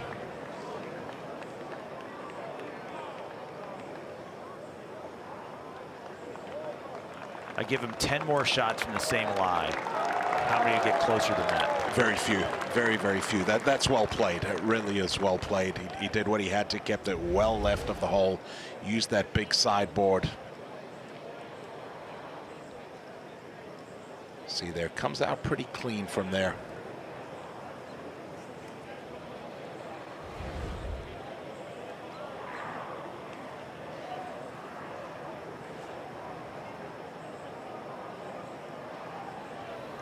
See, we're going to pitch it.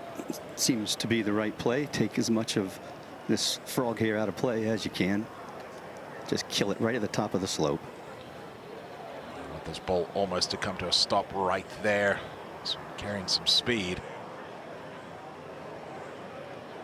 Might not stay on the green. Brendan, it seemed to pop out a little higher than he might have thought it was going to. I think so, Ned. Looked like he flew it a little bit further than he would have liked and just had a little bit of overspin on it, excuse me, and just nothing stopping that ball. We used to play yellow. And Wells Fargo walk over in. Now, Siwoo tends to see things on a higher trajectory around the greens. Old school little bump and run 8-iron might have been the trick there.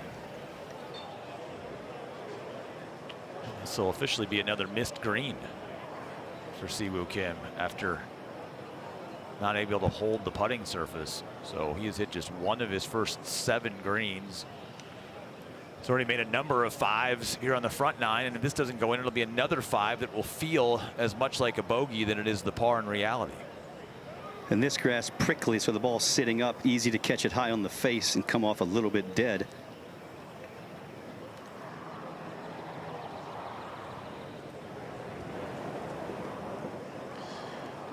Good call, Ned. Exactly what happened there. Hit the top of the club face. Doesn't have the same forward momentum, and now Siwoo Kim working hard just to make 5 here at the easy 7th.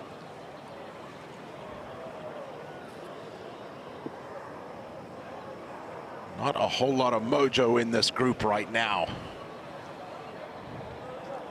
Another one putt would certainly help the mojo. You're right. For a right-hander, this is inviting. Just crawling slightly up the hill at the beginning and then tumbling to the left.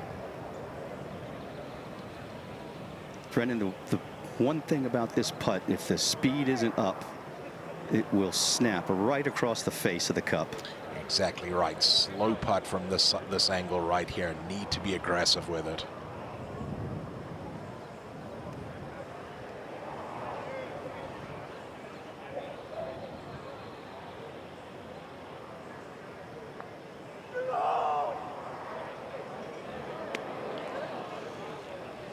Just got that started way too high. That's going to be a disappointing 5 for Jon Rahm. Played this hole in 2 under for the week, and you get on property this week and you're thinking 4 under or maybe even better than that at 7 is going to be the recipe for winning this golf tournament. He birdied 16 yesterday to begin the Green Mile with 7 under par, and Jon Rahm 6 under and still stuck on it 7 holes into his final round now today, and remains 5 back of Scotty Scheffler. Well, Nettie, we're seeing a little bit of indifferent golf out there, but we've got to talk about how difficult this golf course is playing right now. Well, the greens have firmed up. The rough feels like it's 2 inches deeper than it was the rest of the week. It's just sticky and twisted and nasty, and then you've got 20-mile-an-hour gusting breezes. Oh, and it's the Sunday of a major championship.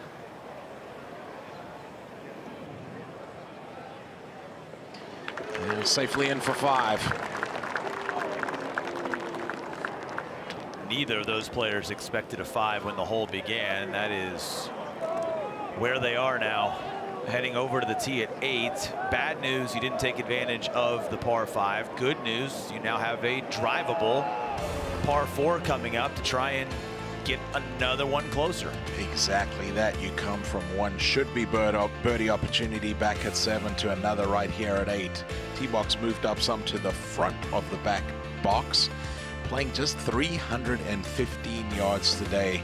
We've seen a lot of the players in the field go with less than driver. You can get to that front with a 3-wood. We've seen 4 eagles already. Love to see a couple more from this group. When the tees were back earlier this week, kind of the decision, do you want to lay back or do you want to go for the green? Today there's really no debate.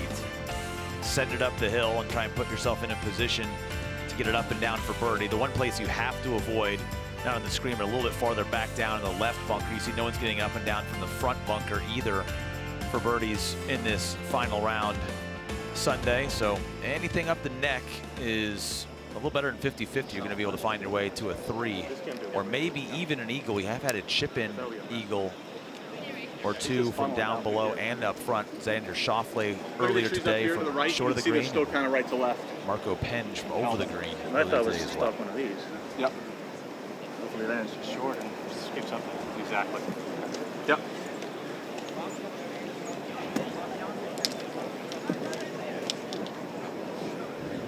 I'm a little bit up the fairway, but it looks like it's just a fairway metal from my vantage point.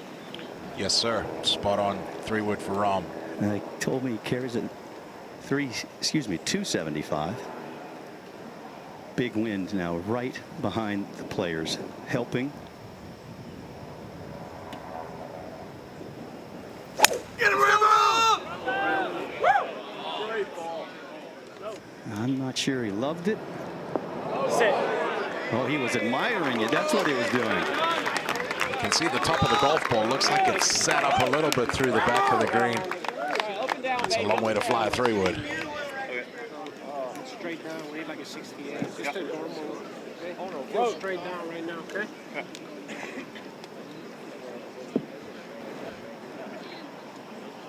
Well, Brennan, one good swing and a little bit of luck, and you get healthy in a hurry right here. Well, this is driver for Siwoo.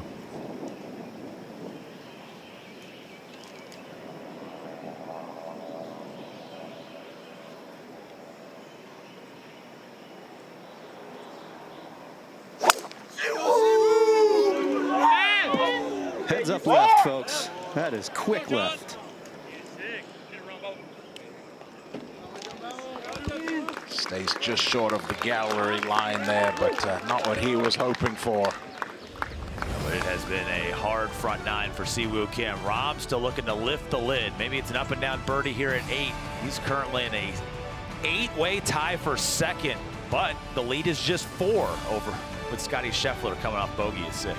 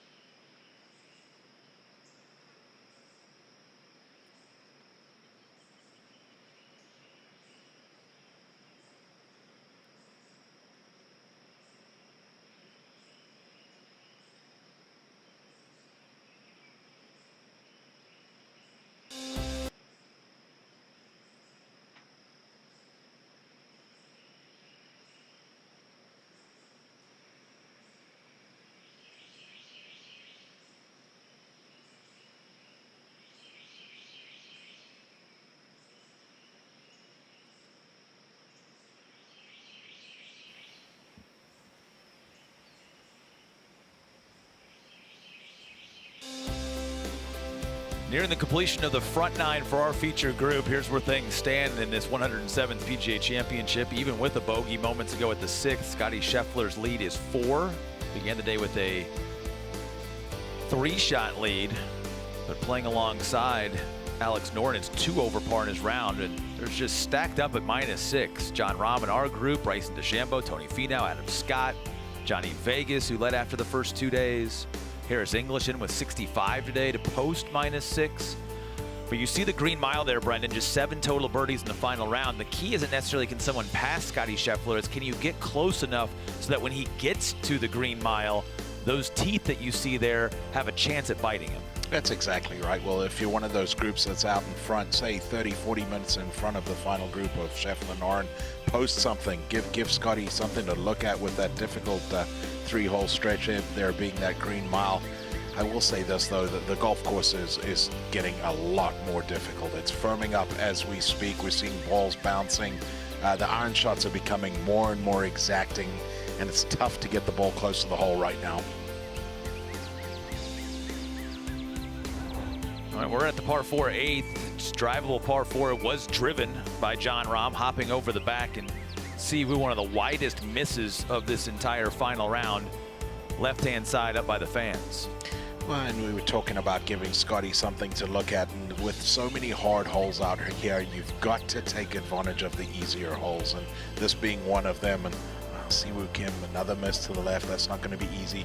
John Rahm's ball through the back of the screen looked like he drew a pretty good lie, but it will be a quick chip down the green. 9's actually surrendering some birdies too. So you're in this stretch of golf right now. You got a par 5 coming up at 10 as well. If you're John Rahm, you're going to break out of this logjam tie for second. The time is now. Siwoo Kim, a lot of different paths, but I don't like many of them, Ned. No, he's locked down. He can only go over to the right of this big oak that guards the left side of the green. He almost went right through it. Comes up a little bit shy there. Going to be chipping for his 3rd shot.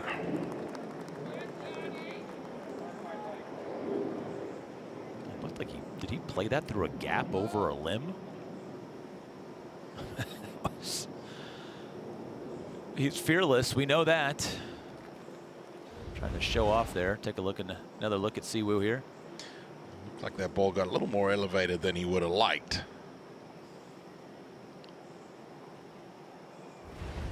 And now this touchy one from Rahm. This requires speed and the right place and a lot of courage.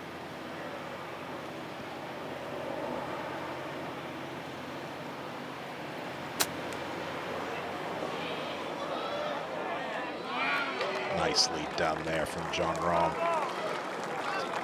Kept that speed up, got through the grass.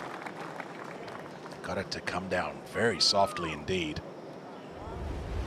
Take a look at this replay. You heard Ned Michael say you got to keep the speed up. He did exactly that. Shot made a fraction easier by the fact that he was going back into the breeze. Take a look from above there. The ball did hit nice and softly. We have to go back to the laser at 16 yesterday, the last time Jon Rahm has made a birdie. So he has gone 9 holes without a birdie on this weekend, trying to end it there. Siwoo Kim looking for his first birdie today. Got to be a chip in.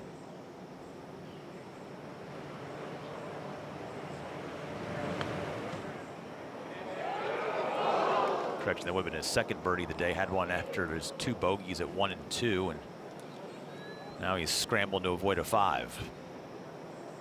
I understand you're trying to make it, but Brendan, that one had putter written all over it. Right with you, Ned. These collars are so tight. The fringe cuts, this Tahoma Bermuda rolls beautifully. Wouldn't have been difficult to get the putter on, and now Siwoo again putting some pressure on that putter. It's been a wonderful putting week for Siwoo Kim. 4th in strokes gained putting through the first 3 rounds for a man who shows up pretty much every day with multiple putters in the bag before he goes to the golf course. Can go from one round to the next, making a change mid-tournament. He is never married to one weapon or one way to deploy it. Exceptionally slick, down grain, sliding to the edge of the green. Delicate little thing here.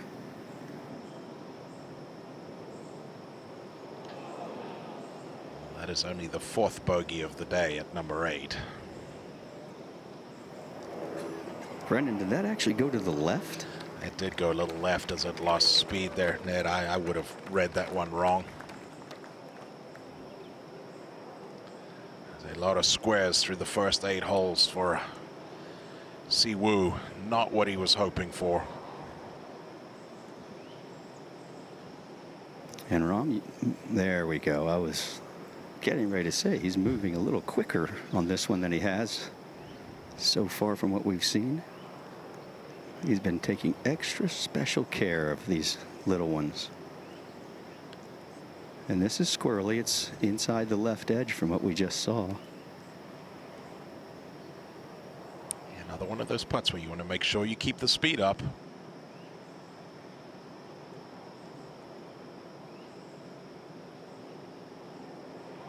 And for the moment, Jon Rahm noses ahead of the pack in the solo 2nd place.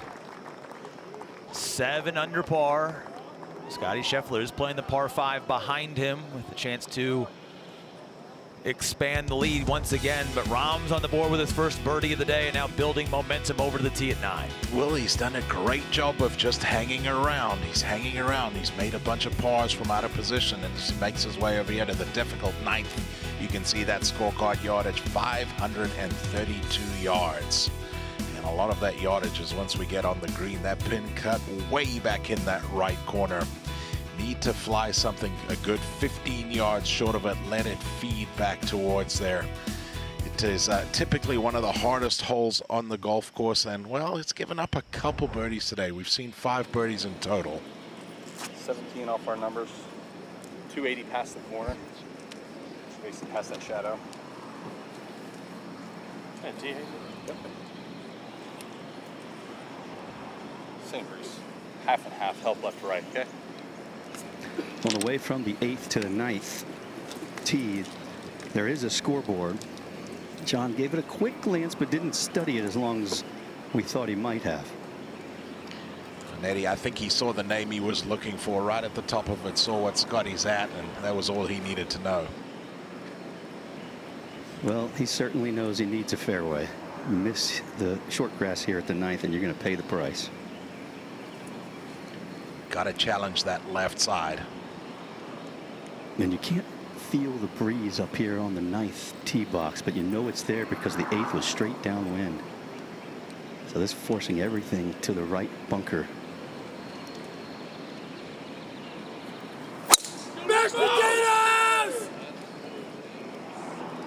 Heading towards that bunker, needs a bounce left.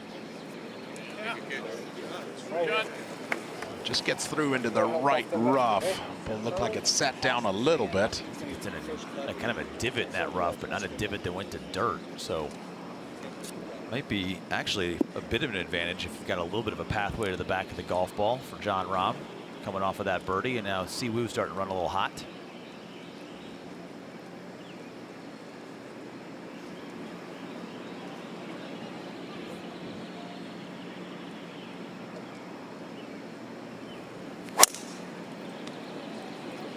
That should cool things down, at least for now. Right down the middle. Yeah, good one there for Siwoo. Gives a little bit of a soft bounce. Give him a lengthy second shot, but a good tee shot. He needs something positive to happen. He's played his way outside the top 25 with this fall down the leaderboard as we're nearing the back 9 of the final day of this PGA Championship.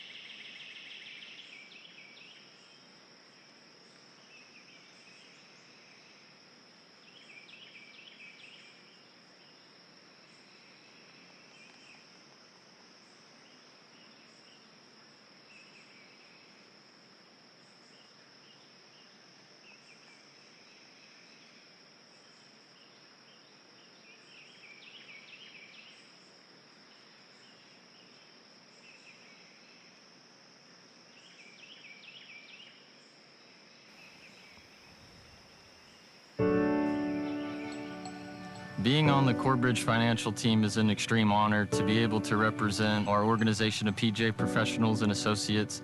They've been a fantastic organization to support the PGA professionals. Us 20 guys, we're representing 30,000 people. It means the world to us. My wife and kids were in the clubhouse. My wife had sent me a picture and Scotty Schauffele was playing with my kids on the ground. Just to have those experiences is incredible. I'm playing a practice round today with Rory, Shane, and Padraig Harrington. I work at the Bears Club in Jupiter where there are members. They got a hold of me and contacted me and said, let's play a practice round. There's going to be a crowd, so I've never really done that. My locker's right next to Jon Rahm, Adam Scott, all those guys. Just being in the same room as them is pretty special. Hopefully we can all show up and show out for everybody.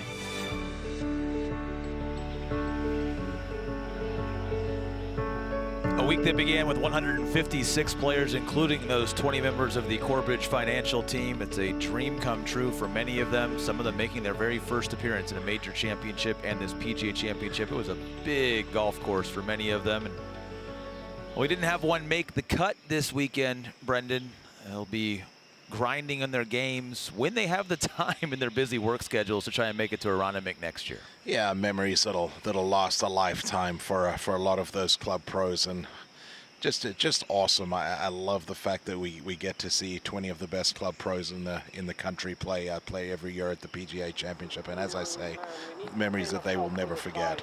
And the pride that they carry for themselves, but also their memberships, their students, all those around the country who were cheering them on earlier this week. If you've ever been around a club and you've got a pro that's got a chance to maybe make it someday, I'll tell you what, that support means so much to them to get here, and can't wait to see many of those familiar faces back at this championship next year. We're at the 9th, and it's Siwoo Kim, the first to play in.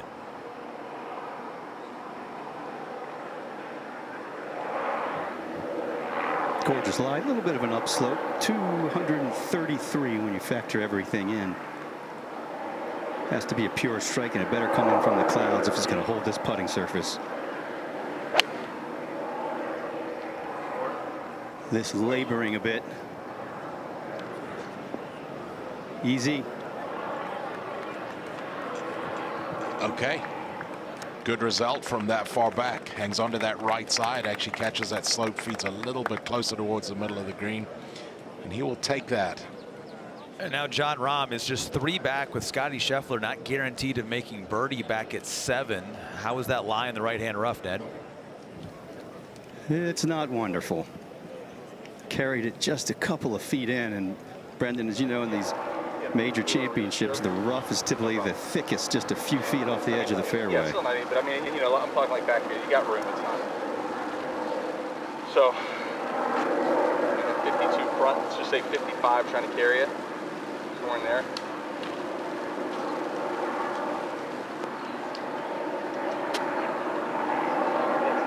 Like that. Straight one of those. Yeah. And you know, as long as it's left of it, also the whole green's gonna slow it down and want to push it to the right. So. All right. Same with this one. At least it's like behind. There needs to be a cutty. I agree. Yeah, this one at least you can stay aggressive with it. Yep. Ned, is the lie such that if he carries us about 10 yards into the green, it'll get all the way back to the hole? Without a doubt. This is where you can use the firmness of the greens to your advantage. And this green's just been baking in the sun all afternoon. This is going to be a hardy slash, though.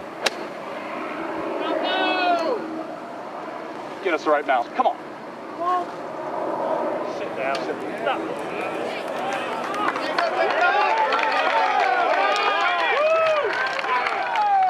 Stays in the shorter cut there. That's going to be a pretty basic third shot for Jon Rahm. Maybe flew it just about 5 yards further than he would have liked to. The ball sitting up perfectly now. Shouldn't be much of an issue, so he gets out of that tough lie situation here at the 9th. All right, you can hit the green at the PGA Championship with the ESPN Bet Sportsbook. Start off the tournament with $100 in bonus bets when you make your first $10 wager. Download the ESPN Bet app and sign up with promo code BIRDIE to get started today. There's no more exciting added juice to a major than some back 9 live betting. If you think that maybe Jon Rahm's in the position, you're watching him right now saying he's due. He's going to be able to run down Scotty Scheffler. Well, you get pretty good odds right now. Head on over to the ESPN Bet Sportsbook and be a part of the action. That's chip-in potential over the back of the green for Jon Rahm, isn't it? It really is. Not a difficult shot at all. Got a close-up of that golf ball sitting perfectly. Plenty green to work with. Just over the back of the green, it will officially be another missed green for Jon Rahm in this round of golf. He's been scrambling really from the very beginning of this round. Officially 3 of 9 greens hit in his opening 9 here today, Brendan. Yeah, the short game has been on full command for Jon Rahm, and it's had to be from the left of the first green there. Not too difficult, that one there. This was a little bit trickier here at the 4th. Coming up and over from that front left greenside bunker. Comes up a bit short, but he would knock that in. He's already missed as many greens today in 9 holes as he did in 18 holes yesterday in that sensational round of 67, I should say. But yesterday he struggled scrambling, just 2 of 5 scrambling. That was a brilliant bunker shot at 6. And then this from over the back of the green at 8. This is where he drove it. So this wasn't to get it up and down for par, it was to get it up and down for his birdie, which he did for his first birdie of the round. So while he hasn't really given himself great birdie looks with the putter on the greens, he's only had to make 2 really nervy par putts so far in this opening 9 holes. Yeah, he really has. He's chipped the ball well, and you know, well, anytime you're going to win one of these things, you need that moment. Can Jon Rahm make this his moment right here? Well, Scottie Scheffler did not make birdie at 7, so the lead is still just 3. So if this does go in, Rahm would be within 2, the closest he has been to the lead of Scheffler all day. Ball just perched so beautifully on the upslope. This is one that you're more likely to hold than you are not to get it up and down. Throw it back in your stance, hands forward. Chippable, innable all day long.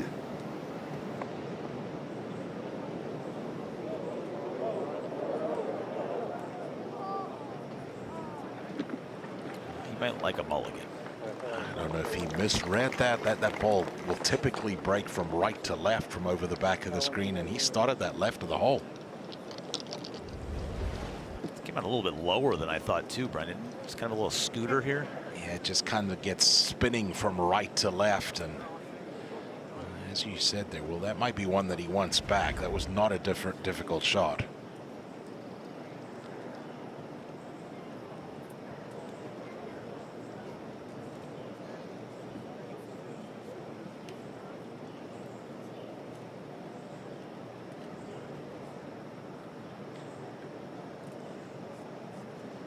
Should go hard right to left, Ned.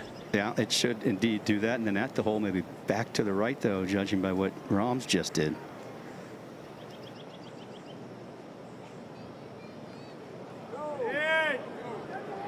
It comes up woefully short for Siwoo. Either of those players are in for 4s here at 9.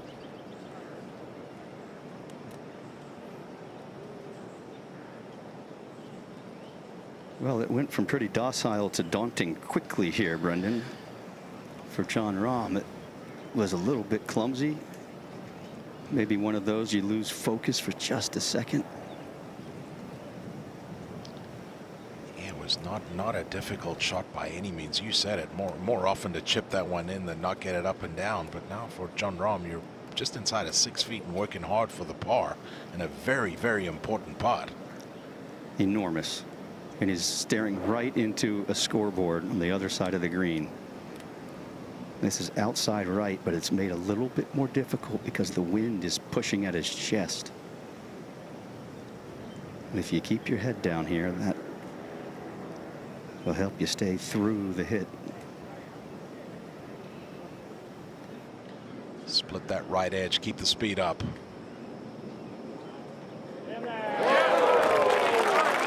Safely in for 4. Remains 3 behind the Scottie Scheffler lead.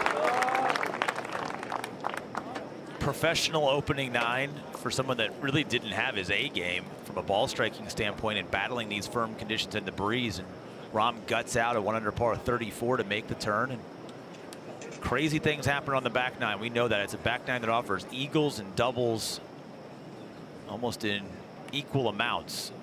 So Rahm's going to be a part of the fight. Siwoo Kim, however, may have played his way out of this championship, barring one of the most incredible back 9 stories that he could author. We're going to need some slightly improved ball striking if we're going to make a charge.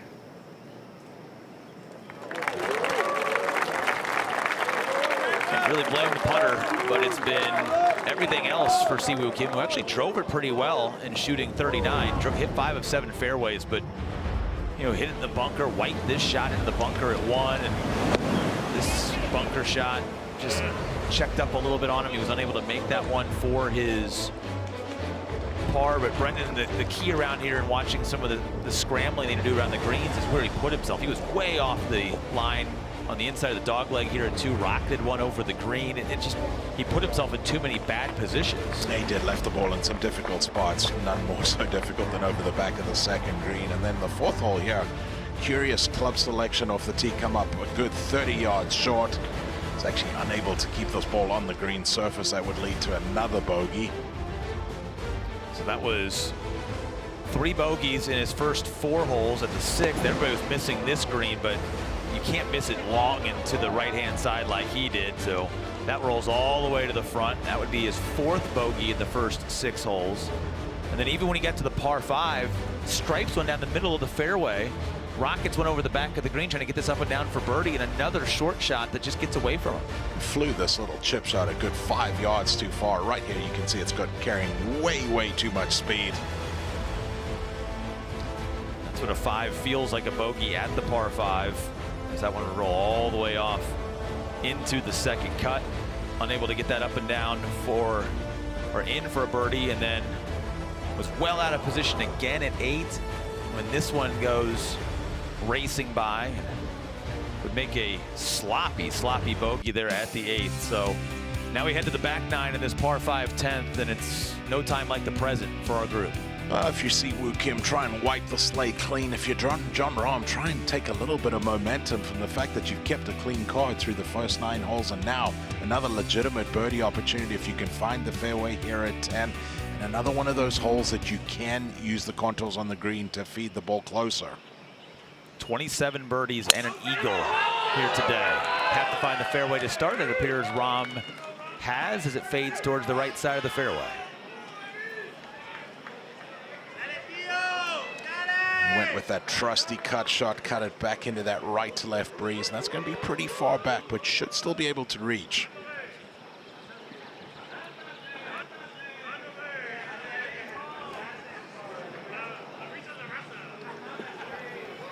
Well, if you like scoring, if you like offense, this is your man on the par 5s. Leads the PGA Tour in par 5 scoring, does Siwoo, and goes for it just about as much as anybody. So if we find the fairway, we will have some exciting second shots.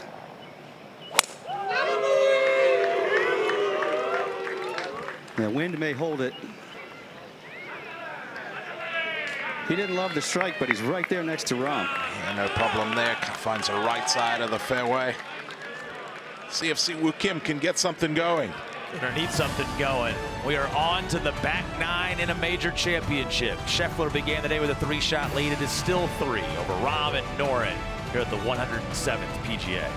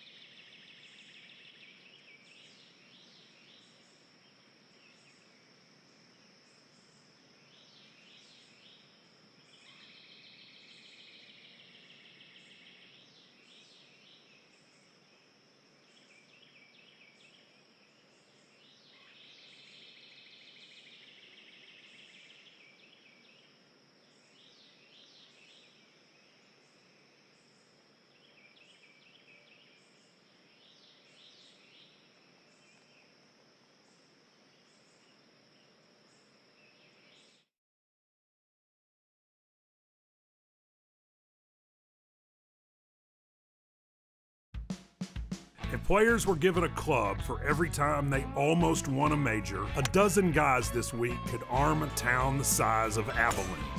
Lots of players come close enough for the loss to haunt them forever when they're getting paid to live in the almostness of fading nostalgia. But only a select few persevere to win a major. In that inch of difference between almost and champion lies the answer to so many prayers. Who's going to reach out and snag that Wanamaker Trophy? Showcase the strength to win it and the strength to lift it. Come later this afternoon into this evening. Scottie Scheffler has not been bulletproof so far today. In fact, he has scrambled at these scoreable holes in the front 9 and is in danger of not making birdie at either 7 or 8, which is good news for the rest of the field, but right now, Brendan, it's who is going to make the charge. Is it Adam Scott ahead of the pack in his 95th consecutive major start? Getting to that scoreable stretch, could he get to 9 under par and post -9? Who knows what might happen. We had some good rounds today. Joaquin Niemann shooting 68 on that board. You saw 65 from Harris English earlier on the board. You know, once you get to the back, we've seen a 31 on the back today from Harris English. You can get it going even if you haven't had a good start on the front 9. Yeah, we've talked about words like scoreboard pressure and posting. So one of those guys that's going out there some 45 minutes, 50 minutes, whatever it is in front of Scotty Scheffler. Can you post something? Can you give him something to look at?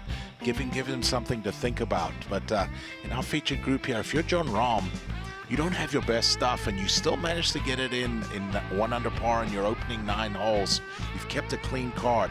Take the positive out of that. Maybe a little something clicks here for Jon Rahm as we make the turn, and he's that guy that really gets closer to Scotty and again gives Scotty something to think about.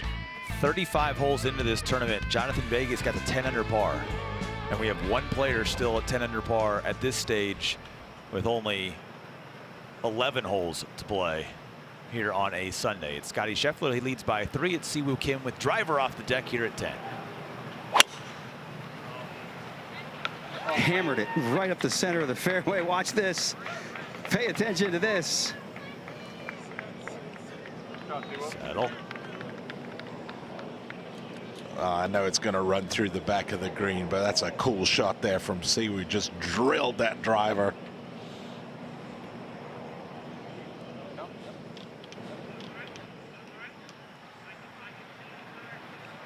Where's the leave here today, guys?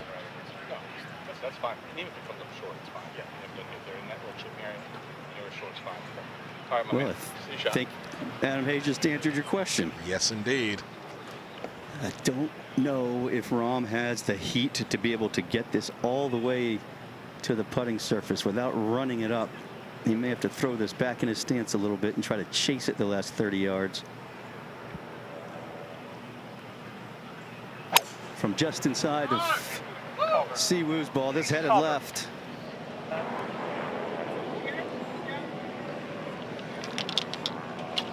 It's going to feed into that first cut. That's going to be a bit short-sighted over there for Jon Rahm. You'd rather be out to that right side with that flag today. Again, that one hand coming off that off the club there, just missed it a bit.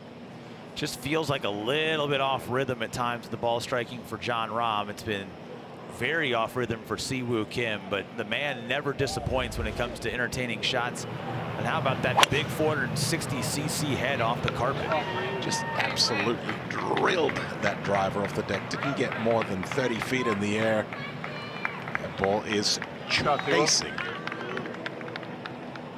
What's your key, the driver off the deck? You've got to stay down. You almost want to take a little divot with it. Don't try and help the ball in the air. That's too often you'll see people try and hit driver off the deck and feel like you've got to help the ball get up. There's still enough loft on that driver to where it is going to get airborne.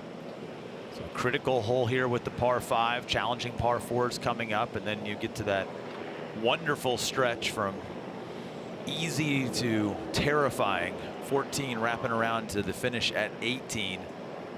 As what will the lead number be when we get to there? Who might the leader be? As Scotty Scheffler has gone par at 7 and 8.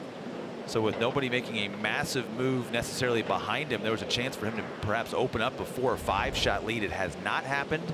So therefore, if you're Jon Rahm, you're still 3 back. Get this one up and down. Get within 2. Bring the 2-shot swing into play on this back 9, but easier said than done down here low and left of the green. I will say that this shot is made a lot easier by the fact that that ball did get into the first cut. A little bit of cushion underneath. He's going to be able to slide the wedge under, excuse me, and you are going back into the slope a little bit, but still, it's going to take a deft touch to get something in there close. So that yellow dot, Rasmus Højgaard, from 253 out, hit to 8 feet earlier today for the Eagle here at 10. We did have a chip in from off the green as well. So there you see Jon Rahm.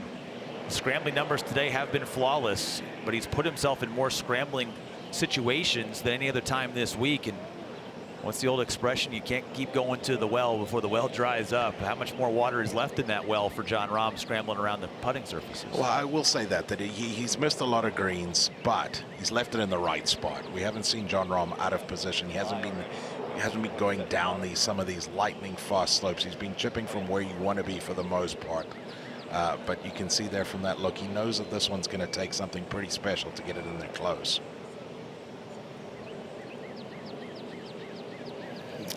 Well, I can tell you that Jon Rahm's ball, as you said, has a nice little cush under it.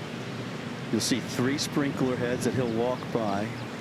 If he wants to go low, he has to thread the needle between the sprinklers and the edge of the bunker. Or he can pitch it high into the breeze and use the slope and a little bit of green to stunt the speed. Meanwhile, along of the green, Si Woo looking at the leaderboard. There's a big leaderboard just to the right of the green here. Rahm gave it a glance.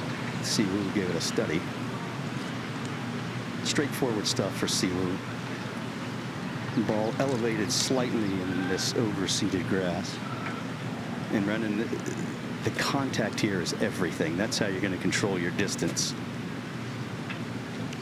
Yeah, you're exactly right. You need to get the contact on the back of the ball. Well, it looked like it was Si Woo's, but Rahm's going to go ahead. He's in this grind mode. This is right where his mentality has been really from the second hole on. He's had quite a few of these, and this is very doable now as the wind picks up back into his face. How good is that from Jon Rahm? Just chops the legs out, makes it dance, and it's going to be a kick-in birdie. Rahm's going to be within 2. Well, Ned referenced the contact, and that contact was absolutely perfect from Jon Rahm, able to generate a lot of spin on a short shot. Very nicely done. Those grooves are fresh.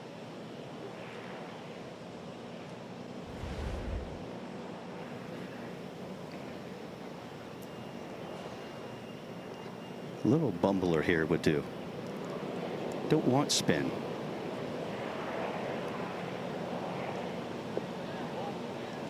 Oh, it bumbled. It needed spin. It didn't have anything. Continues to release some 15 feet by. There'll be a little patch of grass on the face of that club, won't there? Yes, they will. No spin at all there. A little bit of grass between ball and club face. Nothing coming easy right now for Si Woo. He has fallen outside of the top 20 right now. 2 under par is tied for 21st as he's trying to find success on Sunday in a major, really for the first time in his career. 0 top 10s, was in position to maybe for a top 5 or to even charge up the board. And if this doesn't go in, and the rest of this back 9 is going to be about how much can you climb, how much can you gain back from what you have lost in a day where he's lost touch with the top of the leaderboard. It's almost like you reset here, isn't it, Brendan? If you're Si Woo, you play a little mini game, you set maybe a mini goal or two. He looked at the leaderboard, he knows where he stands. I think you have to, Ned. You've shot yourself out of the tournament. Now you're trying to play just the best 9 holes that you possibly can. Maybe set yourself a goal of playing 9 holes without making another bogey, or maybe even hitting 7 out of 9 greens, something along those lines. As you say, play a little game with yourself. Get something out of this round. And remember that Sunday charge at the Players Championship on the back 9 that he put together. Well, so much for all of that, at least here at the 10th, Brendan. That was one that you really expected him to make. There wasn't much in that. He's kind of waved at that. That never really looked like going in. Another disappointing par.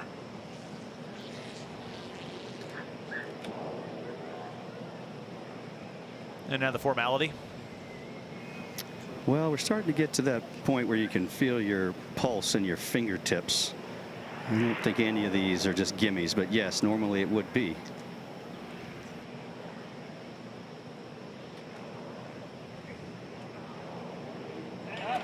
Nicely done for Jon Rahm. Moves within 2 of the Scotty Scheffler lead. Found a fairway at a par 5, took care of business there. Scotty Scheffler's in the left rough over at 9, so his path to par there is not assured. So even though Jon Rahm has had to kind of scratch and claw his way through this round, if he gets hot right now, look out. We've got a potential challenger as we head to 11. Awkward tee shot here at 11. The fairway sits at about a 45-degree angle to the tee box. 318 yards gets you over all the bunkers. That will not be in play today. Back into the breeze. Need to take something right of the sand. And another difficult hole location here at 11. Deep into the green in that back right corner. Want nothing to do with long. Look for these guys to be trying to hit something 15, 20 feet short left of the hole, which actually leaves a pretty straight putt. You see the numbers on this hole today, or this week. It's the 6th toughest hole. Jon Rahm found the bunkers left here yesterday. It led to a bogey, mixed bag for him this week. A par, a birdie, and a bogey here at this par 4. Nettie, awkward looking tee shot here for Jon Rahm in his cut. Yes, but you know, back on the 9th, he actually hit a draw to hold the wind. And then on the 10th, he hit that cut to hold the wind. You get those 2 shots in a row, and you might be finding a little rhythm, a little something with the driver. I do like the fact that he's gone to the right side of the tee here to give himself the best angle down this fairway.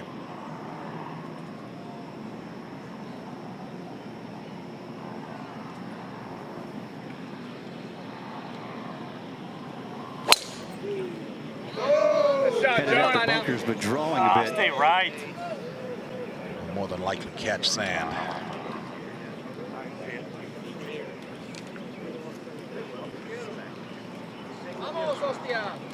Not the worst place to be. It's actually a good angle to that back right flag if you draw a clean lie.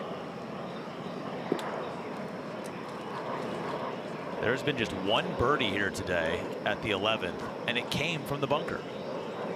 So there you go. What do you think, Brendan? You see if you can't play these next 3 holes in 1 under par. I think that you have to, Ned. I love what you said there. Play a little game with yourself. You're struggling. You haven't played the kind of round that you were hoping for. Mini goals. And there's a good start there. Still rumbling down the fairway. Rahm in the bunkers, but he's within 2 of Scotty Scheffler, who's scrambling at 9, and it's gotten as tight as it has been all day today.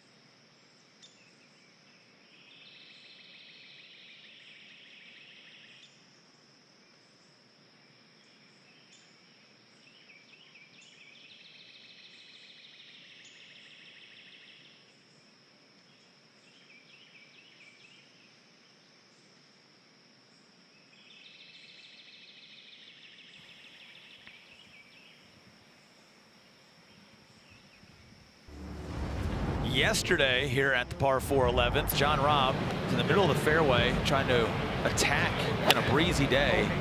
Couldn't miss left. Oh my God. It's a mud ball. He was going to have to get lucky, and his fortune was that man's misfortune. Right off the back of the head, ricocheted to the proper missed side of the green. That man smiled it off. I'm okay. Got a signed souvenir out of it, shaking it. No, I'm fine. Trust me, John, I'm okay. I'm tough. That metal plate right in the head came in handy.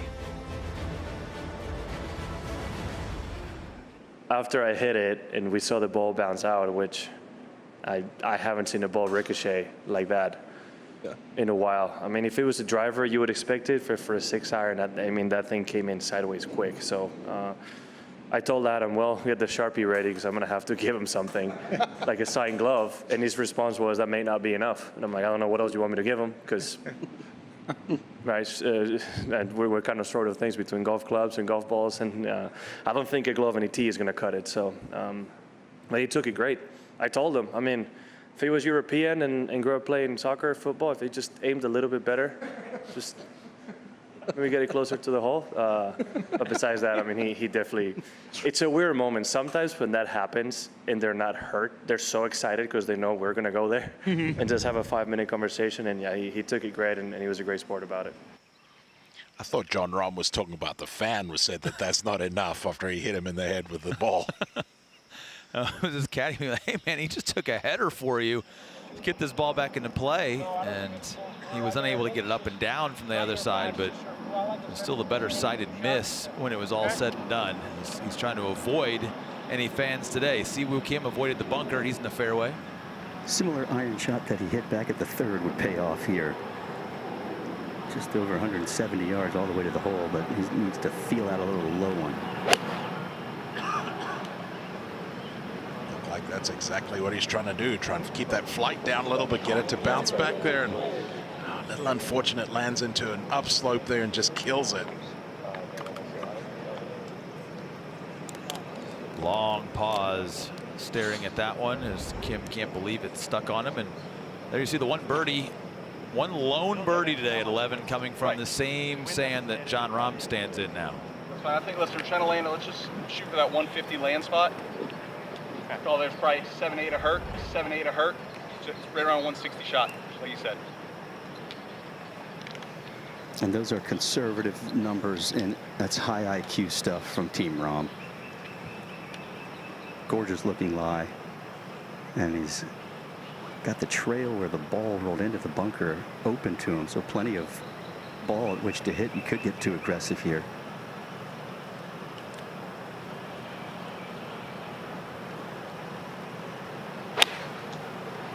Solid strike at the center of the green. Look at this shot from Jon Rahm.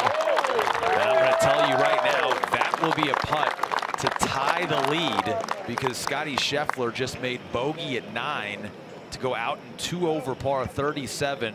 Rahm at 8 under is 1 back of Scheffler at 9, trying to be just the 2nd player today and the 3rd player this weekend to birdie 11. Well, what a golf shot there from Jon Rahm, and how often have we heard about playing aggressive to conservative targets? That's exactly what he did. Aimed 15-20 feet left of the hole, landed it exactly where he was trying to. Well, I can guarantee you that ball's within inches of where he was trying to hit it. That might be the best strike of the day of any golf shot that Jon Rahm has had, and picked a great time for it at this pivotal juncture before you get to some of the scoreable holes here on the back 9. Well, it's also going to leave him a putt that is not difficult. It's one that's going to break just a little bit left to right, and one that's very, very makeable.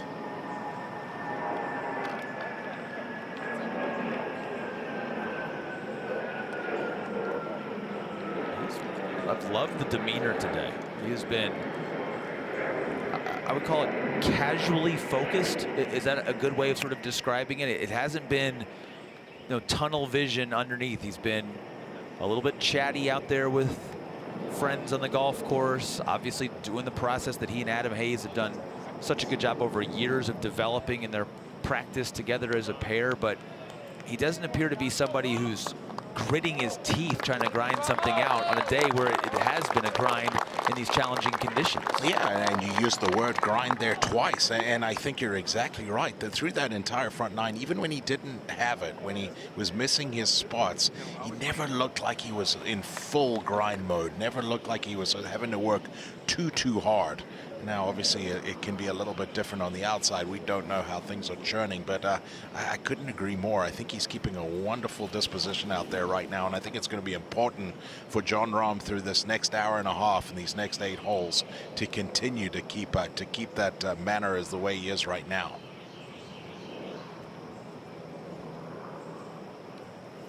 Brendan and I have studied Siwoo's from 3 different angles and have absolutely no idea what it's going to do.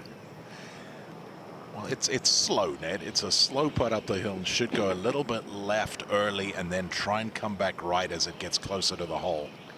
That's where it gets tricky. If you have the right speed, the correct speed, it might just milk off to the right.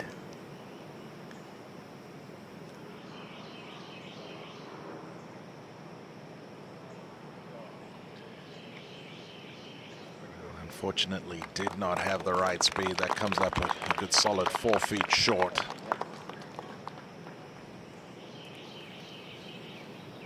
Just a tough putt, that one. Yeah, he just hasn't found himself in a lot of good spots yet. I will say this, though. Siwoo's done a wonderful job of not letting that frustration boil over. It feels like this group is the math problem of 2 trains going in opposite directions. Which one gets to which destination first? Is Rahm to get to -9 and join Scotty Scheffler atop the leaderboard. Just as pretty as you please, the opportunity here. Throw it out a cup on the right. His speed has been immaculate all day. That won't be on his mind. This is the putt you want. To tie the lead.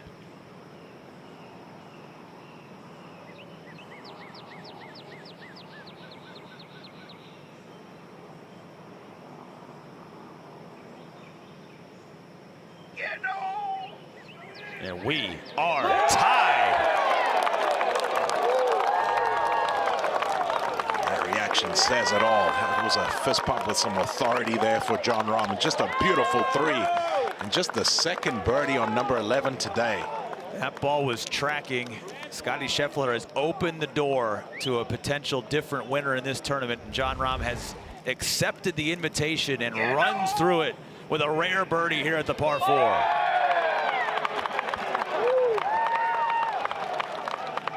Little vamos with that fist pump as well. That happened very quickly. It felt like just a minute ago, a second ago, it was a 3-shot gap at the top of the leaderboard. Rahm turns with birdies at both 10 and 11. So that's 3 birdies in the last 4 holes for the 2-time major champion. And for the first time since the middle of the back 9 yesterday, Scotty Scheffler has company at the top of the leaderboard as we head over to the picturesque par 4 12 with now a brand new ball game on the back 9. Scheffler and Rahm at -9. Game on here coming down the hill. Well, if Jon Rahm could design a golf hole, it would look something like this. Goes from left to right, got to hit a little fade off there. Try and start something down the left side of the fairway, get it feeding down there. We've got one of those flag sticks. If you are playing from the short grass, good opportunity to get a short iron in here close. Cut on that lower level. Have the opportunity to use a backstop long and left of the hole to feed it closer back to where that pin is cut. Again, you need to be coming from that short grass. Been a much talked about green complex this week for some of the choices and hole locations and difficulties in the slope. What does this particular hole location present in terms of a challenge today? This is the easiest hole location on the screen right here. Anything cut in the back part of the screen, very, very difficult. When the pin is cut, excuse me, in the front part, it gives the players a great opportunity to feed something close to the hole.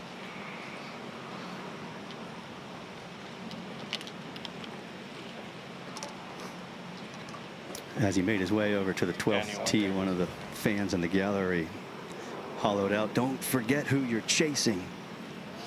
And I think, if anything, that might have put a little extra gas in Rahm's tank. Well, he's not chasing anybody right now in the tie for lead.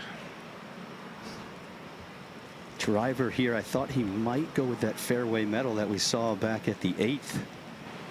The wind directly behind now, trying to curl at his back a bit. It could push it to the right.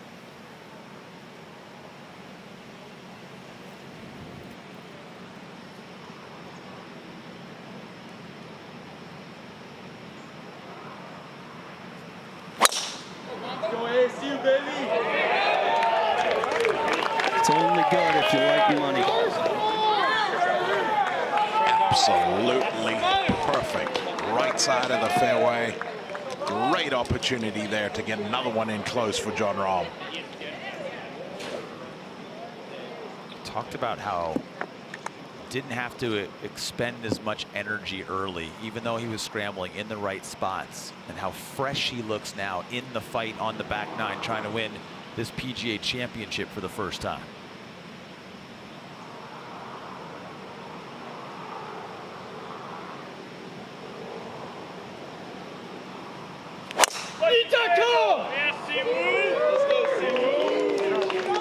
Down that left side, just needs a bounce to the right. Oh, and he gets a good one there from Siwoo. 2 in the fairway, but Jon Rahm has announced his presence. Birdies at 10 and 11 making the turn. It is anybody's guess, with Scheffler and Rahm tied for the lead in the back nine at the 107th PGA Championship.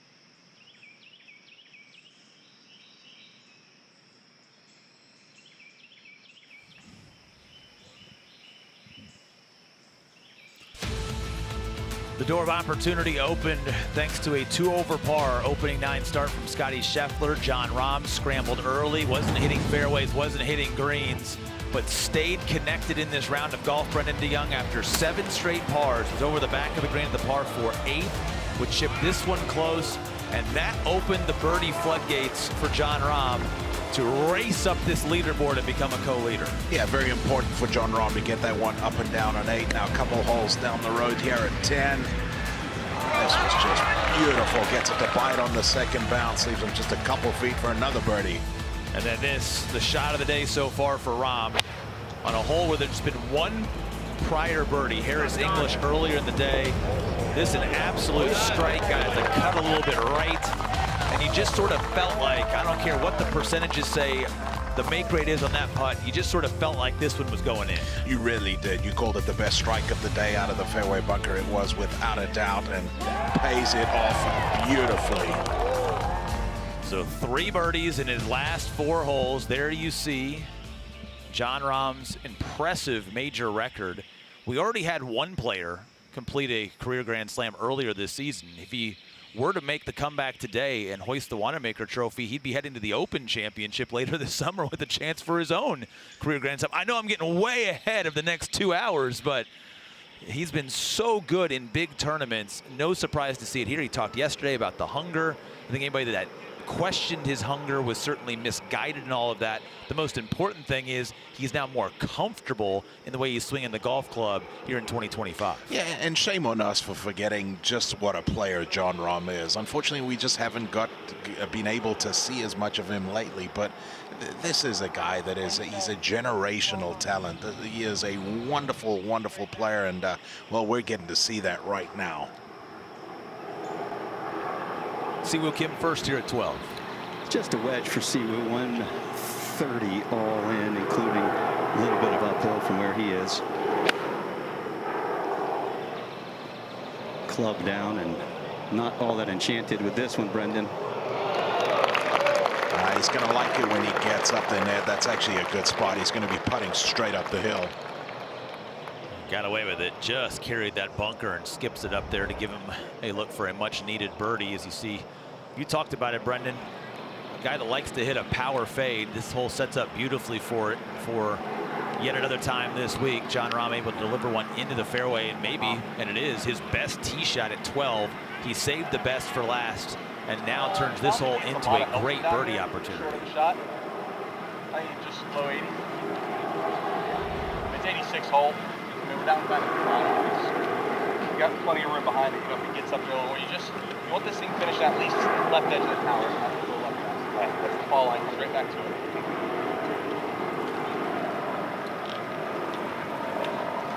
Siwoo's ball as far right as Rahm can play. Hole location on 12 paces, needs to carry it at least 9 on. You heard the numbers. Plenty of room left, a little bit of room long, but this is right in his wheelhouse.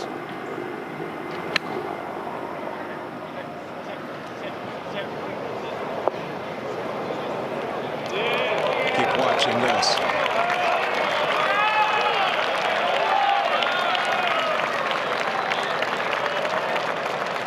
Pretty good there for Jon Rahm. Just didn't get all of the slope, but still, that's another legitimate birdie opportunity. It will be a quick putt down the hill.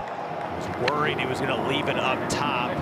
Just had enough spin on it to control it here and work it back down the slope. But again, the hole right now is looking like the size of a manhole cover for Jon Rahm. Would not be surprised to see him roll that one in to get the 10 under par for the first time this week. What little, I guess, differences in perception do you see of the Jon Rahm now versus the one that started this round? We're just trying to eke out pars and not lose any ground. It looks to me like he's got a little bounce in his step right now. It looks like he's, well, he has been from the start fully engaged. You see the steely look in his eyes right now, but he looks like he's got a bounce in his step, maybe moving just a little bit quicker. And tell you what, I like where Jon Rahm is at. Welcome applause from the gallery here at 12. They welcome the fight here on the back 9 as well. Wondering if this could be sort of a runaway type of day for Scotty Scheffler. It has been anything but. And now it's Jon Rahm who's applying all of the pressure. And it's not just the pressure for someone to hold on to a lead. He's now in a position of power to try and take that lead on this back 9 and force somebody else to come and get him. And also has that advantage of being able to set the tone of finishing in front of your nearest pursuer or the man you were tied with, in this case, Scotty Scheffler. Yeah, we've talked about it, Will, you know, ad nauseum, the scoreboard pressure and being out in front, giving Scotty something to look at. No doubt, Scotty's looking at a scoreboard. He knows exactly where he's at. He knows he's right in the middle of a fight, and he's in the middle of a fight with another world-class player in Jon Rahm. Right, the notes in the book, but they're saying that was a really good tee ball. Good wedge. I'm going to make this. Siwoo Kim would love to make this. Well, of the 2 putts, Brendan, you'd much rather have Siwoo's because he's up the hill, and it should just try to wiggle from right to left. But if you hit it with good firm pace, it might not take as much break. Yeah, it's not easy to get it where Siwoo is, but if you are able to, Ned, as you say, this is exactly where you want to putt from. He backed off as a big gust came whipping down the tunnel here at the 12th. When he gets quick in transition, he tends to pull them. Let's just watch. Soft and supple right here.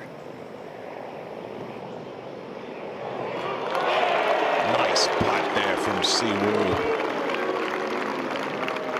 Much better speed there, kept the speed up. Good stroke and a good birdie. As I Siwoo birdie. Second now of the day. Trying to claw his way back up the board. That'll get him inside the top 20. And Brendan, for Jon Rahm, this is where experience is so critical because he's essentially one-putted everything. And this would be one you might get a little bit feisty on. And you know better than anybody. You don't want to have too much pace here at 12. Yeah, this is not a putt to get aggressive with here, Ned. You try and drip this over the front edge. If it falls in, great. If not, you go ahead and tap it in. It's so easy to run this 6 feet by. Which break would you like to give it here? You need to start this thing out. You've got to hit it on the high side. You want to make this at 3 o'clock, 4 o'clock on a clock face. Go with that drip line way out to the right. Agreed. Last roll, like the last step, falling into bed after a long day. From his toes to his heels the whole way.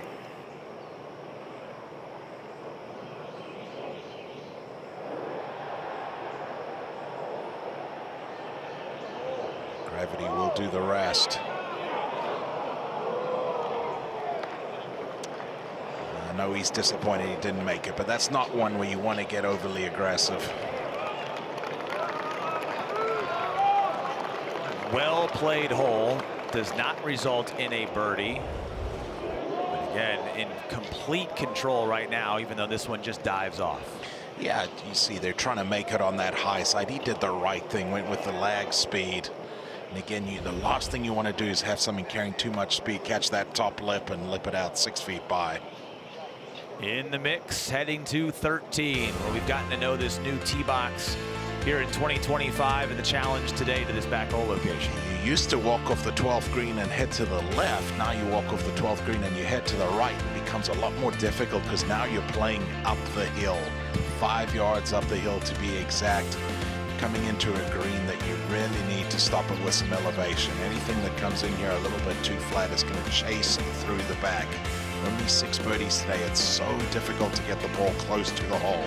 You see how many players have faltered when they're over the back of this green today. So for Jon Rahm, what are you looking, as we'll get to the conversation with Adam Hayes in a second, how do you strategize your way to the easiest path for par? You're trying to pick a spot that's a solid 15 yards short of where this flagstick is. And if the ball releases to the middle part of the screen, that's great. You're going to have a putt from there that's going to still be straight up the hill. You get anything over the back of the screen, you're chipping straight downhill and almost impossible to get the ball up and down. Just saw that Scotty Scheffler made birdie at the par 5 10th, so he has restored a little bit of order and has restored the outright lead at -10. So that miss by Rahm, enabling Scheffler an opportunity to take the lead again, but he still has to play the difficult 11th and 12th behind Rahm as they go to the books and figure out the weapon here.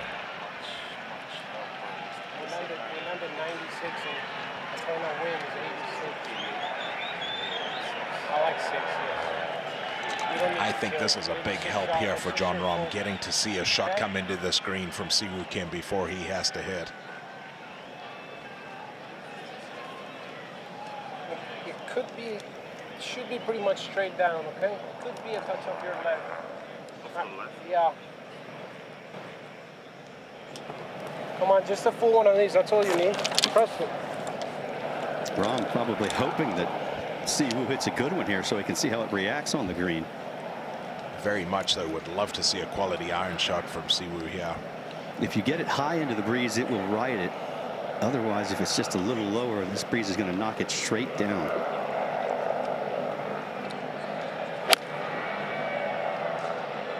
Gorgeous looking line. Pay attention to this. Yes, indeed. What a golf shot from Siwoo Kim. Had designs of his second ace of the week with that one in the air, and I don't think it's hyperbole to say this is without a doubt his best swing of the day. And that was picture perfect. Landed it on his spot right here into the upslope, kills it just a little bit and releases into the ideal spot. Will be putting straight up the hill from there. So Ned, I'll ask, what information did Jon Rahm and Adam Hayes get from that swing? Landed softer than I would have expected, and I'm going to say it's probably what they gathered as well. It didn't take the big bounce. Thinking downwind here, it was going to land like a trampoline, and it just kind of skipped more than anything. He knows the trajectory.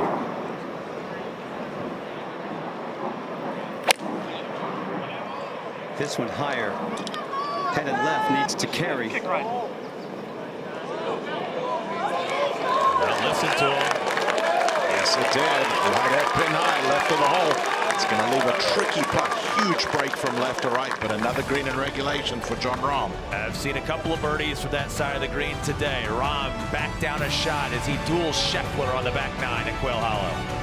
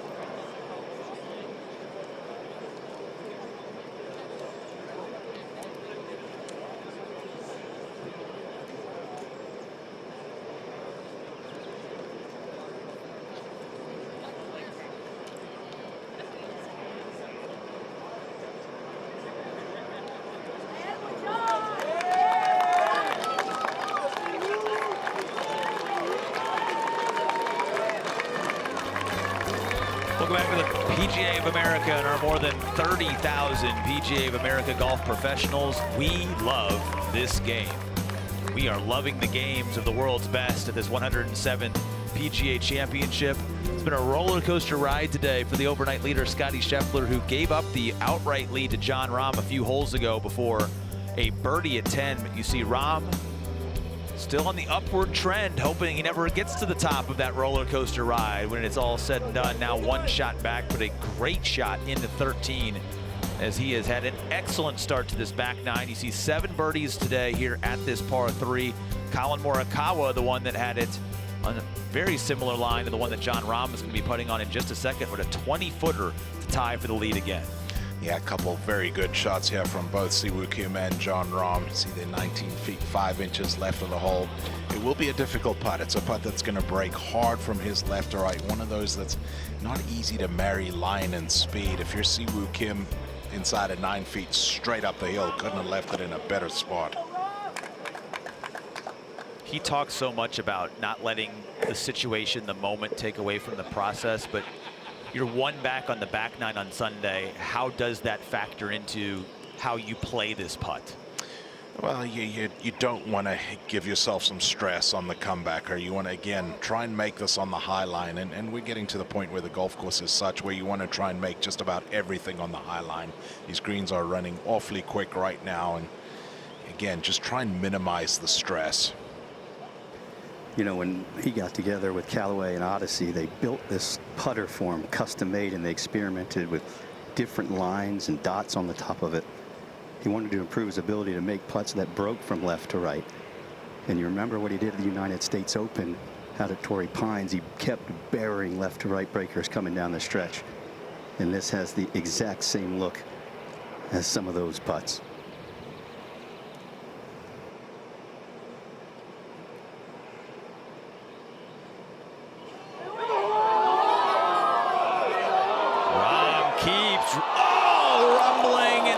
Stayed on the high side. I gave it the early victory call. That was tracking the entire way, Brendan, and then just stopped falling right as it got to the cup. I don't think you can hit a better putt without making it. Catches a lot of the high side of the hole. It just does not go down.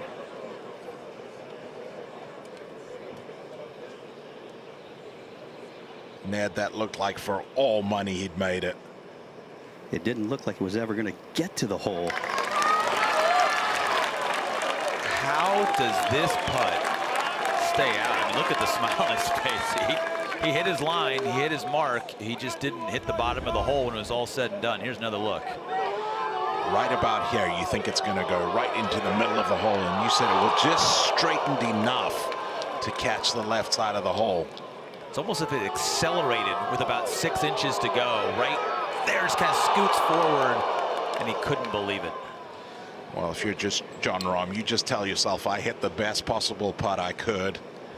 Nothing more you can do. Now for back-to-back birdies. Weak attempt there for Siwoo Kim. Out to the right, never really looked like he started it on line. Has to feel a little frustrated. He's been in the group that's been the show on the back nine the last 2 days without him being the center of attention, and just trying to draft off of the energy of this group while sort of rebuilding whatever confidence was lost on the front. And that's a tough place to be. The last thing you want to do if you're Siwoo Kim is feel like you need to get out of the way right now. You still need to go out there and play a good last 5 holes as we move to a hole that is going to be pivotal come the end of this golf tournament. The drivable 14th, full of excitement if you can execute the right shot. You want to try and bring it in from right to left. Use that runway, use that speed slot. Try and get it to chase into the middle of the screen. Anything that's in that right bunker today is a pretty easy up and down. There's enough green to work with from there, but it's another one of those holes where you stand on this tee box and you feel like you need to make 3. 2 men at the top of the leaderboard hit 2 of the best here yesterday at this par 4. The 5-wood from Rahm that he would end up missing an eagle putt from inside of 10 feet, and then Scotty Scheffler's brilliant fairway metal later in the day that did set up the eagle and the move forward.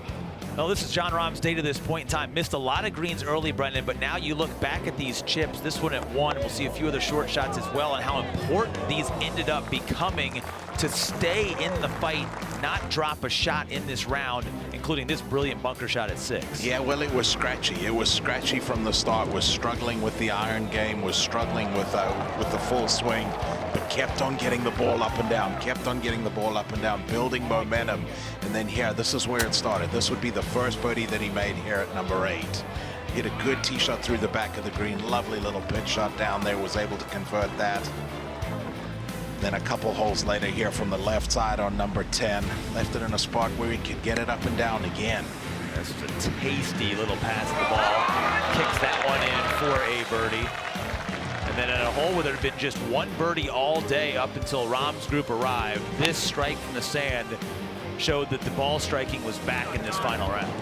Just a beautiful middle iron. Picked it off the top of the sand there into just past hole high, and was able to knock that in. And this was the putt where things were going a little sideways for Scotty Scheffler behind. This tied things up at 9 under par. Scheffler would make birdie at 10, so then Rahm had this to tie the lead just moments ago, and every time I'll watch this putt for the next week, I'm going to think it's going in, Brendan, and somehow it didn't. I'm right with you. I still can't believe that ball missed. So stays at 9 under, and now we're on the tee at this drivable par 4, and it'll be Siwoo to again sort of be the guinea pig of wind and how this ball will react first to fire. And that's a great point, Brendan. You made it back on the green. As long as Siwoo keeps hitting good, solid shots, that will be helpful for Jon Rahm. And this one, right center, conservative. Oh, it's going to hang up in the rough. Gets up in the rough. That's going to leave a very difficult shot for Siwoo. Not much space to land that one.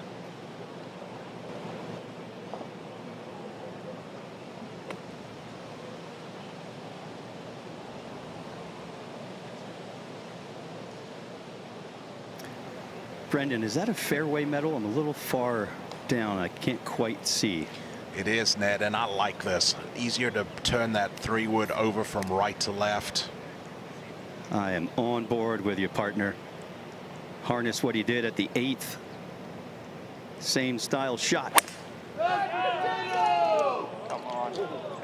Come on. Needs to bounce. If he gets it, it's going to be a beauty. Oh, we got the other bounce.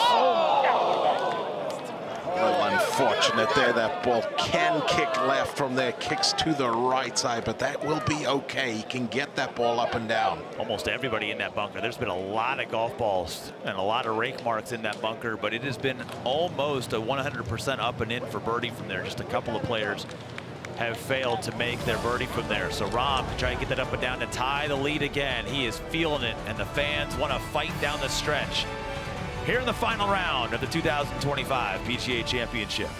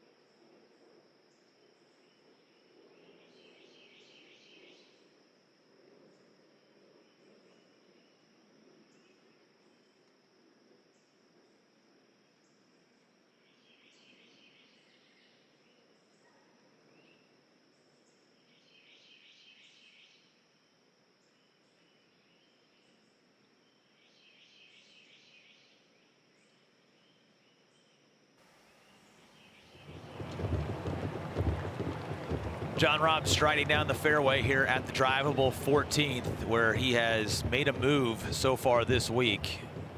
Yesterday, a brilliant drive, and then just moments ago, trying to put himself in position yet again here at 14. He loved this one, Brendan DeYoung, in the air. Be good. As he should, and a very aggressive tee shot. Very easy to bail out to the right, and a little unfortunate. If that ball lands 2 yards further to the left, it kicks dead straight. Unfortunately, just kicks to the right and catches that bunker. But the good news is it got all the way up into that bunker. He's going to be on a slide up slope, and really, outside of the situation, not too difficult of a bunker shot. You see, trying to become the first Spanish player to win a PGA Championship, and given the rich history of golfing legends from that country, that would be quite the accomplishment. You think about the cracks that Seve Ballesteros had. Sergio Garcia burst onto the scene at Medina, trying to track down Tiger Woods, and then just couldn't get across the hump in a couple of different times. Bested by Padraig Harrington at Oakland Hills one year. Could be Jon Rahm's turn to bring the Wanamaker Trophy back to Spain. Siwoo Kim, tough shot here. That was from 57 yards, and it landed like a raindrop. You had to have a lot of guts or a little bit of desperation to pull that one off, Brendan. I tell you what, he took that shot on, didn't he? Threw it straight up in the air. If the contact's not perfect there, he might fly that into the middle of the lake.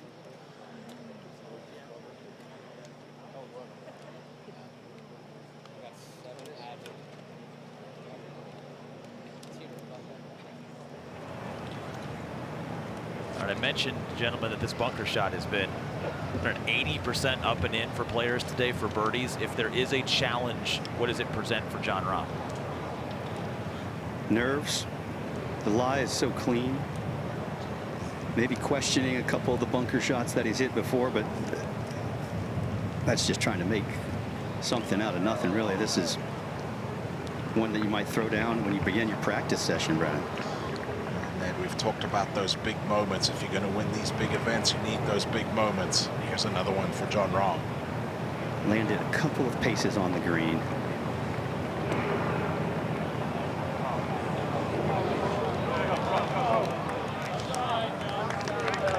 If he's going to be entirely honest with himself there, the best he would grade himself was a B. Didn't fly it far enough, and he's going to have to make now a tricky 6-footer for the birdie. He's had a couple today that have checked up a little bit faster than he would have thought. Yeah, it just mishits us a little bit as we see it from the different angle. They're trying to fly it to the green surface, lands it in that first cut. Let's see what Ned was talking about there. Just an absolutely perfect lie. Almost looks like he catches that slightly out towards the toe.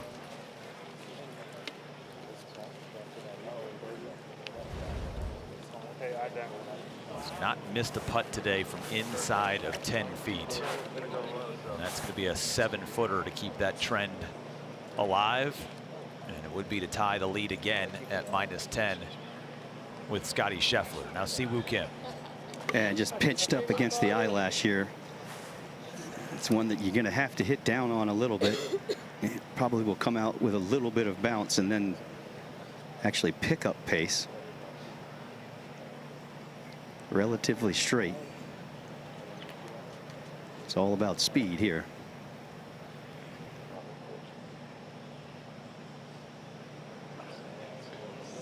Just squirts out to the right. Well, you go to hit down on it, Brendan, expecting it to bounce, and then it just flushes right through. Yeah, I never got that little bounce, Ned. Just wanders out to the right, as I say then. Well, Siwoo's going to be working hard again for the par. Two drivable par 4s at 8 and at 14, and neither one of them really handled successfully off of the tee by Siwoo Kim. Struggle is real today, and now the 7-footer for Rahm.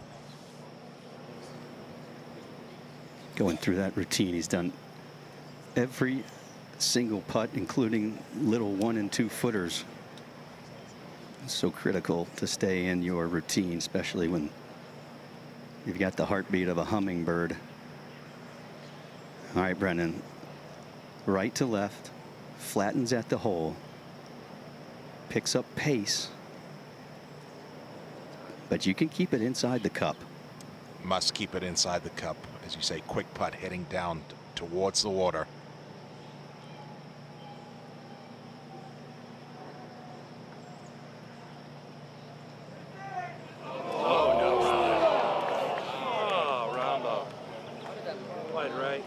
Chipman.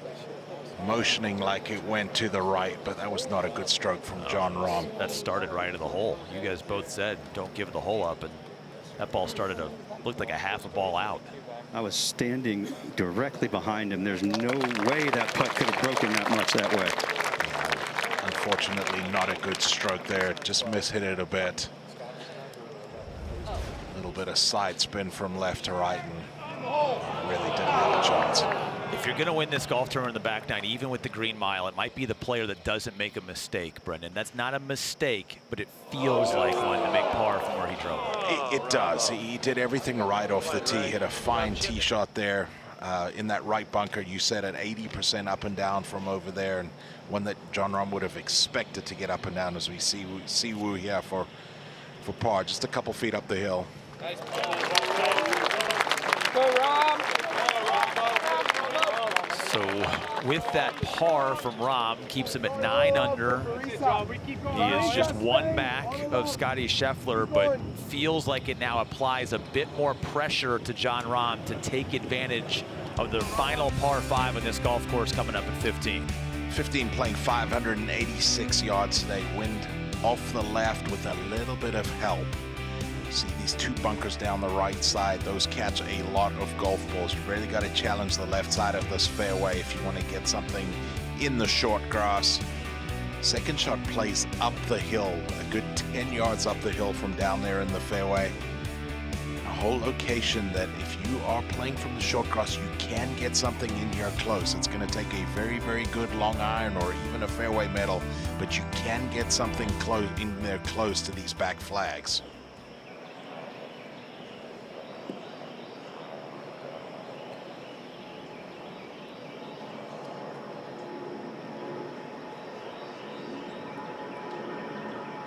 Easiest hole on the golf course today, Ned. Got to make 4. Yes, you do, and the wind pushing your ball right behind you now.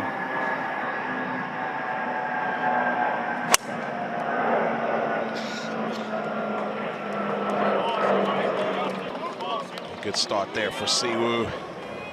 find the right side of the fairway.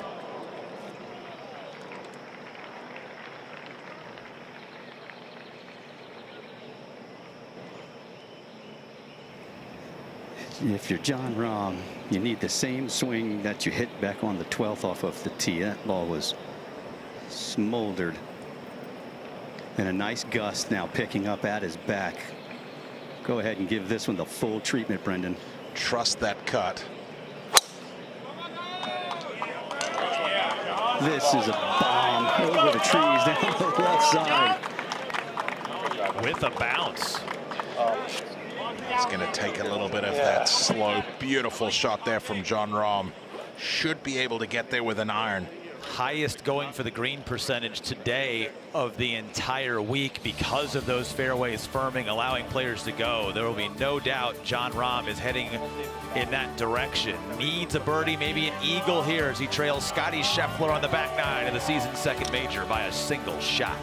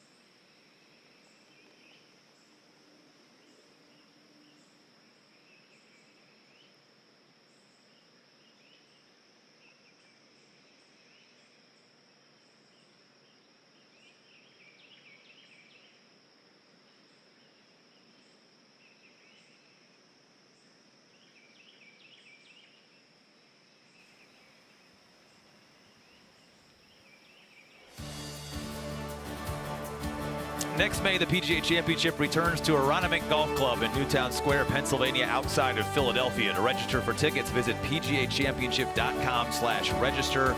Do it soon because registration closes in just a matter of days.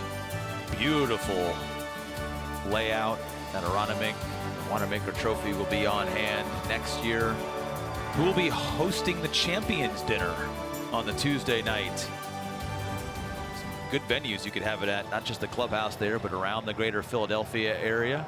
Could be John Rahm. He has played his way into contention today. 3 under par. It's the best round of any player still on the golf course late on a Sunday afternoon, and absolutely crushed one, Brendan DeYoung, off the tee here at 15.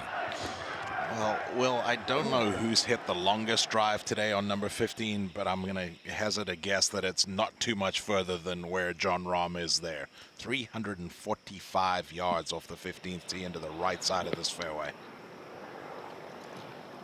In terms of total distance, only Bryson hit it farther off of the tee. He was up in the right-hand rough, and a few others cut the corner left. But yeah, that is one of the biggest hits of the day. And again, it's his combination of power and accuracy that makes him one of the most elite drivers of the golf ball in the game. He's been the best off the tee pretty much this entire week, which is saying something. We talk about the prodigious driving of a player like Bryson DeChambeau. When you combine length and accuracy to look at strokes gained off the tee, nobody heading into this round today was better than John Rahm. Now, he's hit just 4 of 12 fairways, so he's come back a little bit to that, but that was one where he could just rear back and swing a little bit harder and take advantage of that extra 5% of power in the tank. And he showed full trust in his golf swing there. Aimed that down that left side. You're challenging the entire left side there and relied on that cut, that trusty cut shot of his. And, well, now he finds himself in perfect position down the right side of this fairway.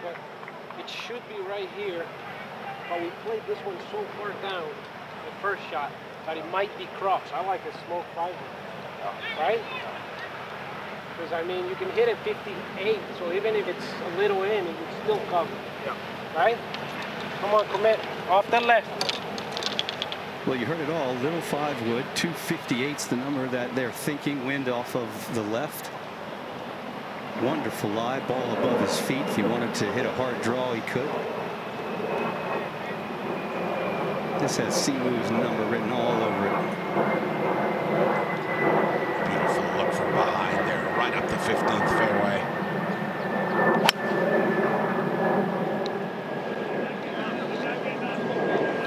Hansen looking at it right at it. Didn't need much more. That catches that front bunker another couple yards, and that's going to kick forward towards the hole. See it from bunker cam there, going back down into the flat. All these bunkers, giant lips and faces, funnel stuff down to the bottom. It's now Rahm. This is just a green light special, isn't it, Ned? Yeah, I thought that Siwoo's coming up might give him some pause to rethink the club, but he didn't. Needs to carry it 2-5 to cover the front bunker.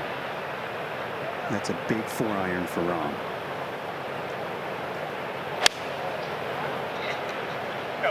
Did he catch it? It's a little Needs to get it, doesn't it? It's there. Sit down. Sit down. Good spot there. Just feeds off to the right side of the green. Not too difficult. We'll go into a little low area, but not too difficult of a chip shot from right there. I think this guy's playing with a little bit of adrenaline right now. I'm not really sure, Brendan, that he fully caught that in the middle of the club face. It sounded a little thin, but when you're swinging as hard as he is right now, trying to win your third major, it doesn't matter. It flew all the way there. Comes in there. Little flat as it always does up the hill there. But again, that is not a difficult chip shot. You're going up the hill. You're going into that what little bit of grain there is right there. You see beautiful shot here from above. That natural amphitheater around the 15th green. Great viewing spot. Been a few players over this back right portion of the green today. Majority have got it up and down for birdie. That's what Rahm is hoping to do after 2 majestic strikes here at this wide open par 5, as Jon Rahm is trying to come all the way back to win this championship. And you're looking at the comeback, not just the 5 shots he trailed by coming into this round, but he's been at least 5 shots back of the lead after every round so far this week. You see there the list of major champions all time that have come that far back after really never being in touch with the lead at any point in time. A couple of them here, including Payne Stewart. He was 5 back with 3 holes to play at the 1989 PGA Championship and won. That took a little bit of a meltdown as well in that one at Kemper Lakes, but this is a select company. It doesn't happen very often, and it also doesn't happen when you've got a guy like Scottie Scheffele at the top of the leaderboard who still leads by 1. Well, and we talked about this at the Open. It was going to take a special round from somebody coming out of the pack, plus a little bit of help from Scottie Scheffele. They've got the help from Scottie Scheffele. He's over par in the round. We didn't expect that. We didn't think Scottie was going to be over par. As far as that special round, Jon Rahm is 3 under today. He's got a clean card. Doesn't have a bogey on the card. He's got a great opportunity to add to that 3 under par round here at 15. He's got his senses about him. He's aware of things going around. He's gathering the information, but he is fully engaged in this, and you can just kind of tell it's not just that he's comfortable in this moment because he's been there before. He's enjoying being in this pressure cooker right now, which how many times do you see inexperienced players or players that are getting back there for the first time in a while, and you can see the moment start to take over a little bit. He's not too small for this moment right now. He is fitting in this moment right now. I was just going to ask Ned, you know, Ned, you're down there in the middle of it. It almost looks like Jon Rahm is relishing this. It's like, I'm built for this. It's been a while since I've been here. I'm going to enjoy every bit of it. It's almost like he's in a trance. Now Siwoo from the front bunker, he likes to carry these as long as he can.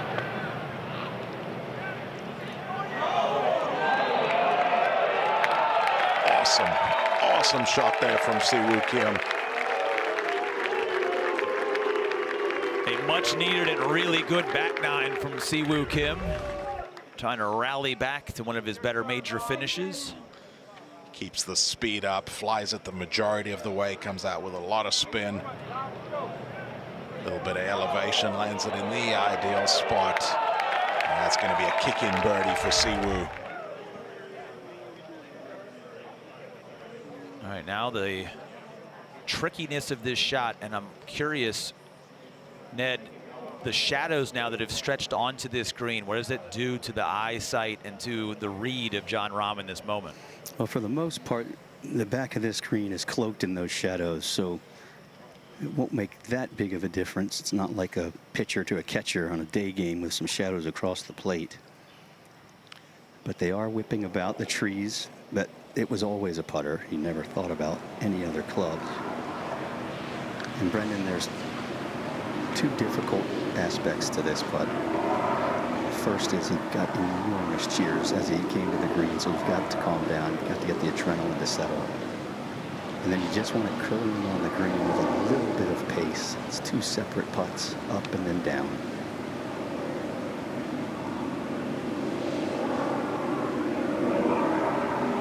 This will be for the outright lead.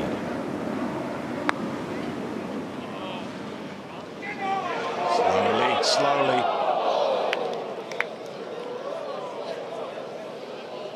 Oh my.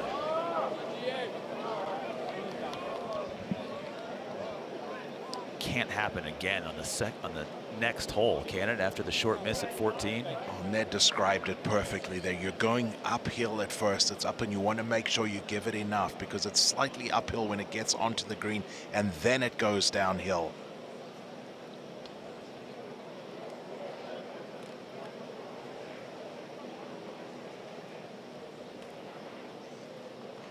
Doing the right thing now, taking his time. Regroup. You've still got a birdie opportunity.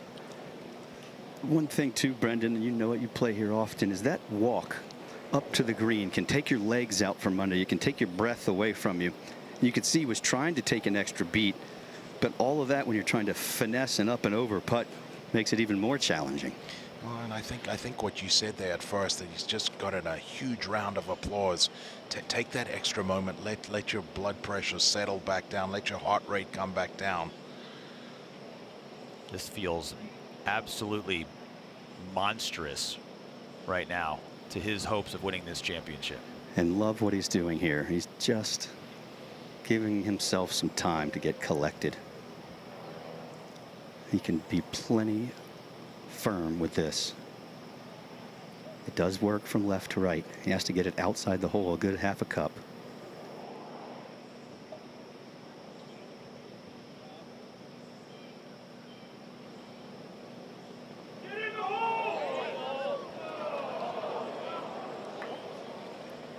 Disappointing 5 for Jon Rahm. He has gone from playing offense on this back nine to now needing the golf course to play some defense for him.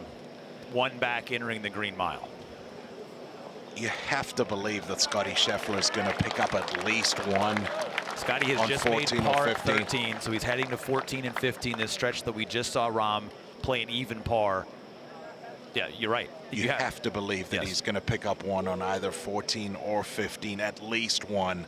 If you're Jon Rahm, you're now one behind. Scotty with 2 birdie opportunities right in front of him as we see Siwoo tap it in for the birdie. You're going to have to go out there and grab a birdie in these difficult 3 holes finishing this golf course. And after the putt he made at 11 and how good his putt was that didn't go in at 13, the last 2 putts just leave a lot to be desired from what we saw from Jon Rahm on this inward 9. There was a little bit of a misread plus a little bit of a pull, and if we're honest, it never really looked like it had a chance to go in. Yeah, unbelievable. Again, started this back nine with birdies at 10 and 11. and absolutely flagged it at 12 and 13. This was a tough putt that it was actually pretty good, Brendan, down the slope. We're not seeing a lot of guys make this putt because you have to be so careful with the speed. So no real concerns at this point in time. And then this might be the best putt he hit all day, and it doesn't go in the hole. Right, and if you're John Rahm, you tell yourself that I've hit the best possible putt that I can. I've stroked it beautifully, just a little bit unlucky there. But when you watch those strokes and how close he came to tying it up there at 13, that's what makes these next two putts kind of hard to fathom. This one didn't even have a chance. This is a pretty straight putt here at 14. He cuts across that one, side spin out to the right side. Never really looked like it had a chance. And then this is the one here at 15 that just gets away. These tight collars. Just gets through there too clean. Runs on a good 10 feet by. And then this is the birdie look coming back. Playing for it to go a little bit left to right. Never really does, but again, just two huge missed opportunities for John Rahm. And now we head into the Green Mile, where John Rahm can't afford to make any mistakes, and if Siwoo Kim wants to have his best finish in a major, he can't make any mistakes either. And somehow we're downwind again. We just played 15 straight down and 16. Now we've got a big help. 17 off our numbers. I don't think it's supposed to be a good one for Siwoo, and it is. Splits the fairway. It's borderline, but I'm with you. I don't think it quite covers today. Well, that answers my next question, Ned. I was going to ask you, can he take it over the top of that bunker? I don't think it quite covers today, Brendan. I'm right with you. Somehow he's got to put those last two holes completely out of his mind. 334 from this spot in the tee box, the cover number for that bunker down the right-hand side. He certainly can reach it. Needs to keep it left of it. This one needs to cut. This is not cutting. Softly. That's fucked. Yep. We'll get hung up in some thick rough down that left side, but that is going to complicate the second shot. John Rahm is in the gift-giving mood here on the back nine. Still one back, and now the Green Mile trying to take a pound of flesh.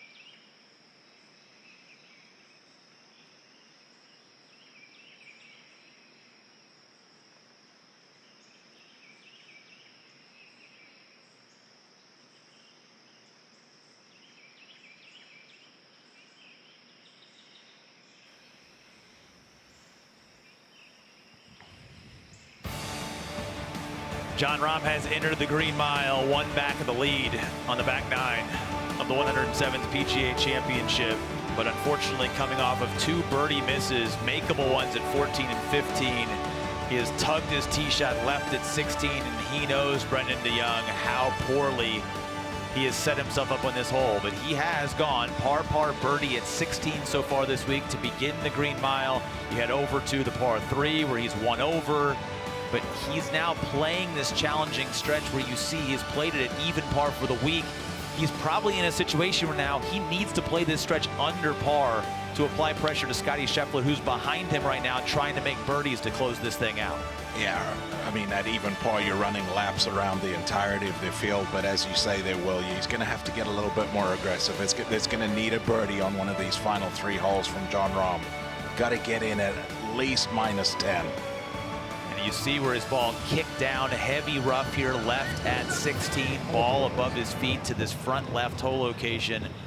What's the play down here, Ned Michaels? Well, for Jon Rahm, the play is you're going to have to hit and hope. It's a little bit above his knees. It's going to be a baseball-style swing. And the heel can get tangled and face can turn over. Way more can go wrong than it can go right. But for Siwoo, who's just inside of 200 yards, 195 by my math, it's going to play exceptionally short, helping wind, ball above his feet. If you wanted to play a draw, you could start it out at that bunker, landed a yard or 2 short of the green. Probably 2 clubs less than the yardage would 86. call for on a stock iron shot. But it kept changing, right? Yeah, like that's helping or hurting. Yeah.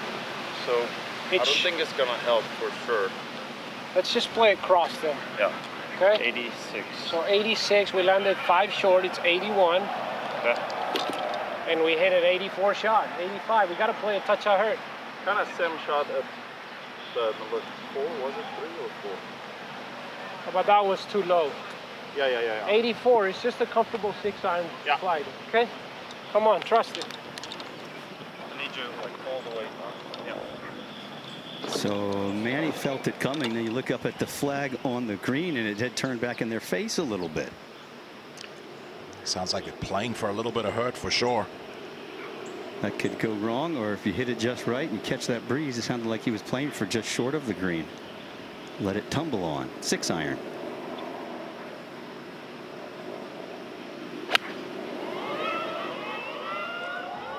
Turning back towards it. Aggressive. Well, does come up a little bit short. Not a bad spot there. You can get the putter on that one if he so chooses.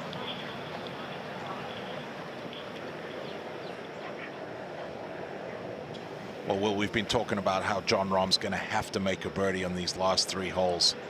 This is not the place to try and do it. Don't get over aggressive here, Ned. Hit something out towards that right bunker. If you get a left-hand bounce, so be it. If not, in that right bunker, you can get the ball up and down. That's exactly right. It's almost like the second shot at the 11th at Augusta National during the Masters, where you just get it out to the right somewhere. And the lie is sitting down, twisted gnarliness all around it. Not the time to get over aggressive. Gripping down to the steel. Got a lot of ball. It's carrying all the way to the green. That will find that right bunker. There's a lot of green to work with there. Not a difficult up and down. Needs it. Needs the up and down. Scotty Scheffler's across the water. He's actually going to have a look at him when he gets down to the green, and he'll be able to know if Scotty's going to be able to make his birdie across that beautiful water feature. This is not just the green mile and the scoreable stretch, but you kind of emerge from the trees on the back 9 at Quail Hollow Club, and you get to see everything that's going on, so the players know what is taking place across the water. And if he were to make that birdie, then Rahm's going to know he's 2 back, needing to get it up and down from that greenside bunker after not taking advantage of those scoreable holes. So he is, you may have just heard that roar a second ago. It was the roar of Scotty Scheffler rolling in a 7-footer. He does what Jon Rahm couldn't do. Got up and down from the bunker. Guess what he did? Made a 7-footer. What did Jon Rahm do? Missed a 7-footer. How poetic is sort of that in this back 9, the mirror image, and now it's a 2-shot lead for Scheffler, with Rahm trying to stay just 2 back here at 16. And you said it, Will, as Jon Rahm makes this walk down the 16th fairway, you are staring directly at the 14th green. He will know exactly what has happened. There are scoreboards all over the place. No secrets. You are now 2 behind. What could have been. He's 2 back with 2 putts from inside of 10 feet missed on the last 2 greens for birdies for Jon Rahm.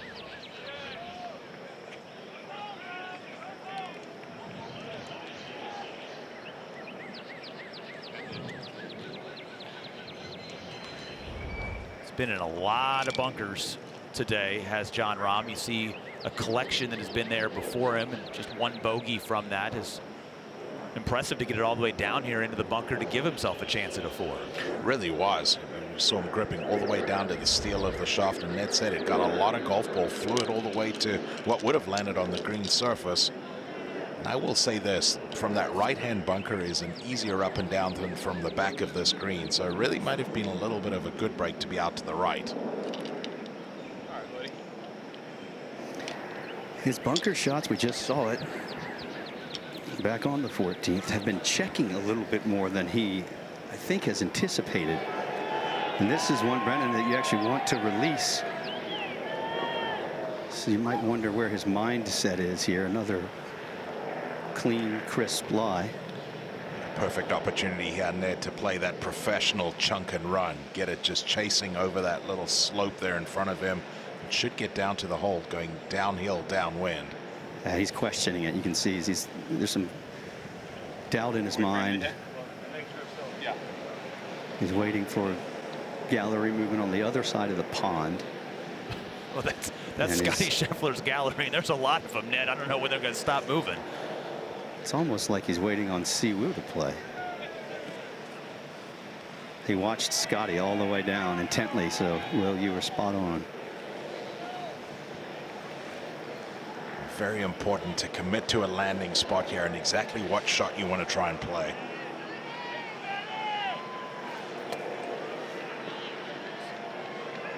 Go. Brandon, that was really steep and across it, almost like the same one that he hit on 14, came off dead and off the toe. Yeah, not the contact that he was hoping for. They got that heavy. That's not an easy putt now that he's got left for par.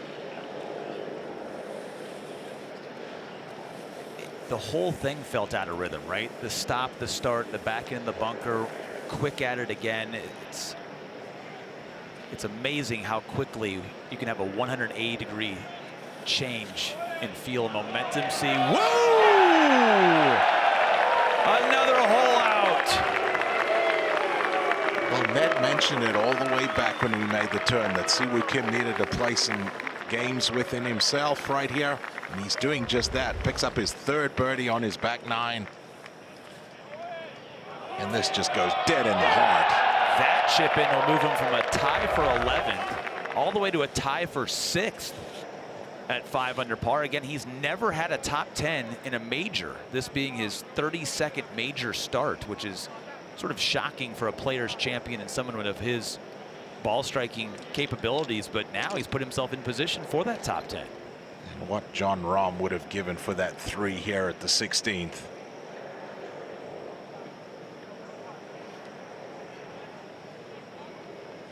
And Brendan, he's into the green the first couple of feet, has to cross over that ripple between him and the hole, and then down green to the cup. The good news is if he can get it on the right line, just when it crosses over and crests that ridge, it'll track straight to the cup.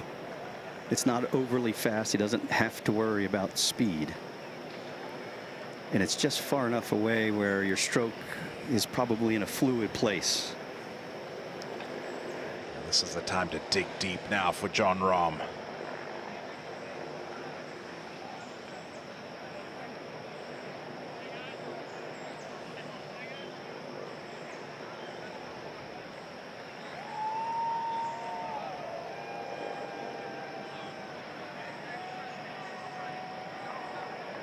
Standing over this one longer than he has on any putt.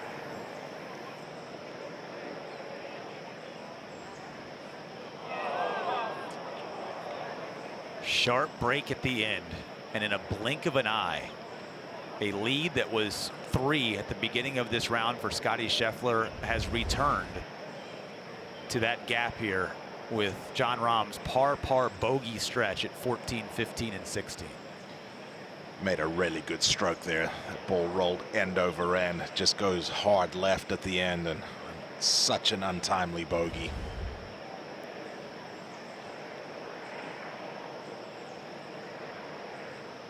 Scheffler across the water is in the fairway in beautiful shape at the par 5 15th. So because of this little hiccup stretch from Rahm, instead of applying pressure you're now sort of inviting Scotty Scheffler to play even more conservatively down the stretch because your nearest pursuer is tumbling away from you. Just long enough here to give it his full attention, just inside of 3 feet.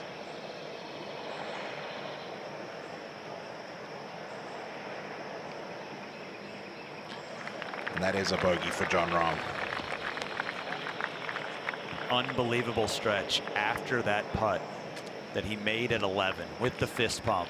2 beautiful putts at 12 and 13 that don't go in. The failures at 14 and 15, and now a bogey to start the Green Mile. The lead on a Sunday is Scheffler's by 3 as Rahm tries to regroup with 2 holes to go.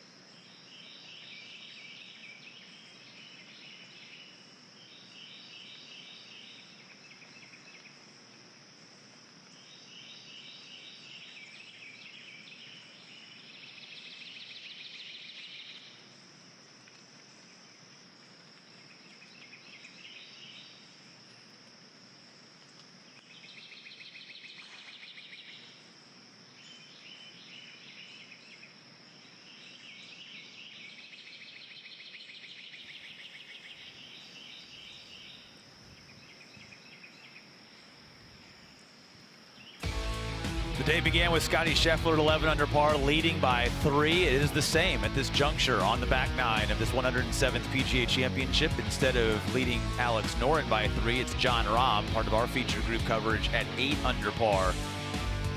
But it could have been oh so much closer here on the back 9 from Rahm due to some missed opportunities.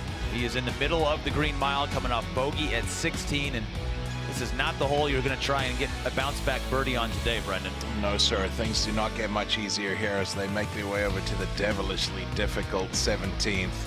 See that flag just hanging over there on the left side of the green. One thing that the players do have in their favor today is that the wind is coming into them out of the right. The ideal wind to try and get the ball close to the hole. You want to land it short right of the hole. Use those contours to feed the ball down to the left side of the screen.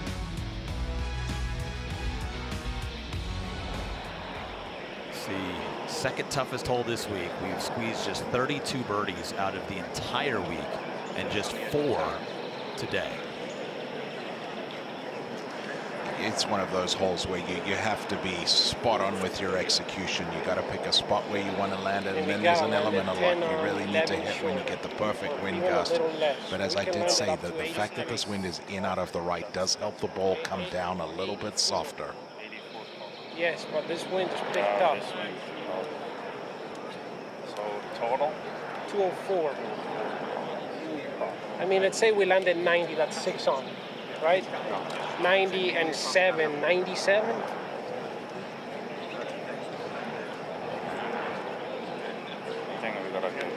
Ned, are they still getting a little bit of hurt down there on 17? Absolutely, it's mainly a cross, but it is quartering into them a bit. Okay? Come on, please trust this one. This one's right. Okay? So the number you heard, 195, it's 216.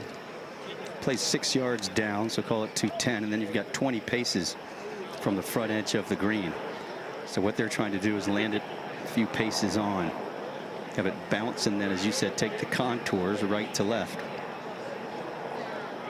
Have to get the trajectory spot on here, otherwise the wind will hammer it. We love you, Seawold!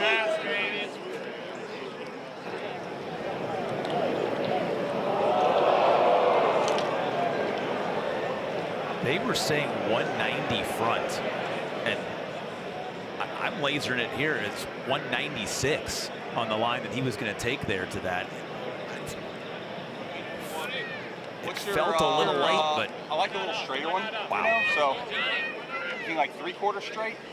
What number do you want to play? Well, if we're trying to land at 80, let's just say 83. It's almost, that 83 is playing almost 90. Yeah. Right? Or probably is playing 90. So. Yeah. Yeah, I like the little straighter one.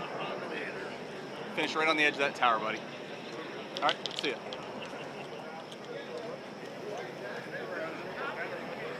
Well, you heard the numbers. 6 iron.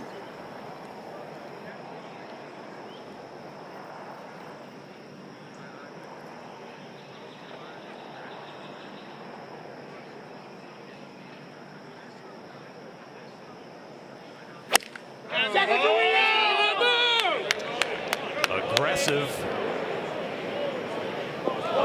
Aggressive. Over.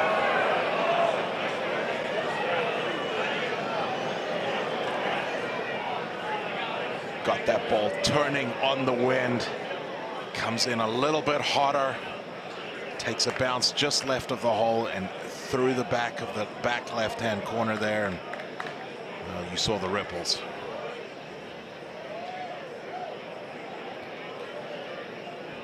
You just wonder if that's a result of what he just saw there from Siwoo Kim in front of him.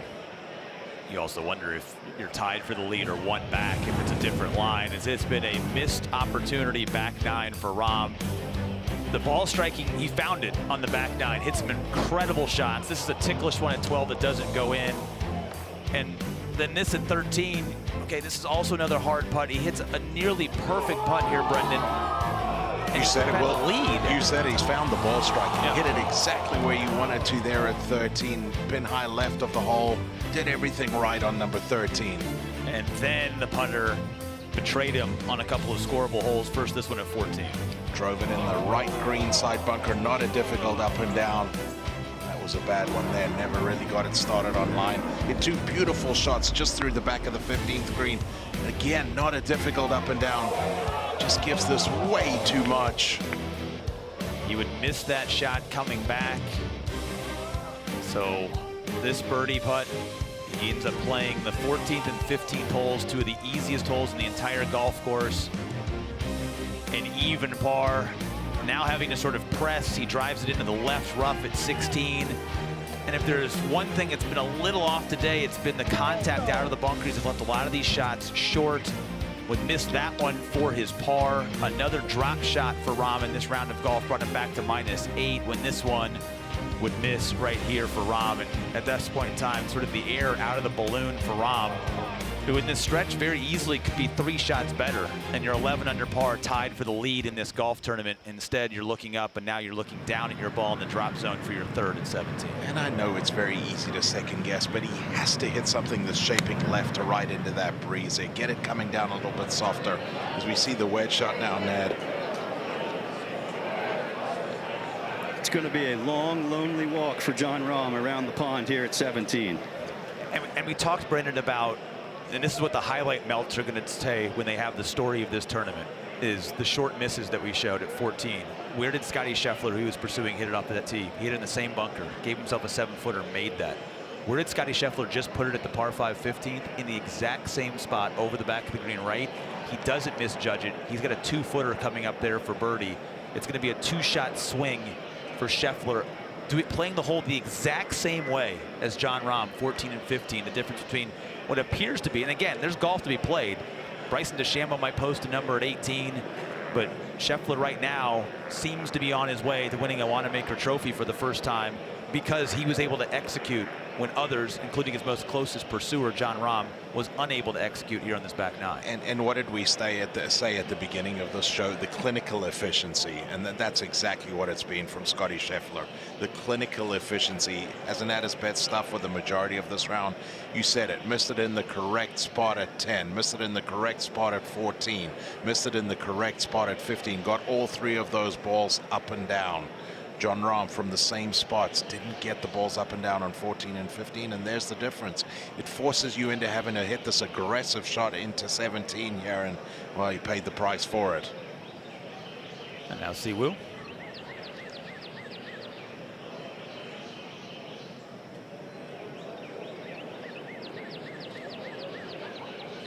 This will take the slope and continue to get better. By the way, Schauffele did tap in for his birdie back at 15. So the lead, for all intents and purposes, is now 5 shots. Schauffele at 12 under par. Rahm going to drop off of -8. Bryson DeChambeau did not birdie 18. So it is the largest lead of this entire day, and it's happened in a blink of an eye here on the back nine. And Ned talked about the long, lonely walk. It's you have to go over to the drop zone on the left side and then make your way all the way around the pond as he comes up to the green. And well, you got to believe that the mind of Jon Rahm is spinning now. Didn't make a bad swing there by any means. Well, just got a little bit too aggressive, flew it too deep into the green, and paid the price. And not many words spoken between player and caddy as they made their way up to the green. There's the visual evidence of that birdie for Scottie Scheffler. It's a bogey at 18 for Bryson DeChambeau, so that's going to update in a minute. So the lead in the clubhouse is still just -6, with some players on the golf course still in that green mile, and Scheffler a half dozen better than that number in the house at -6.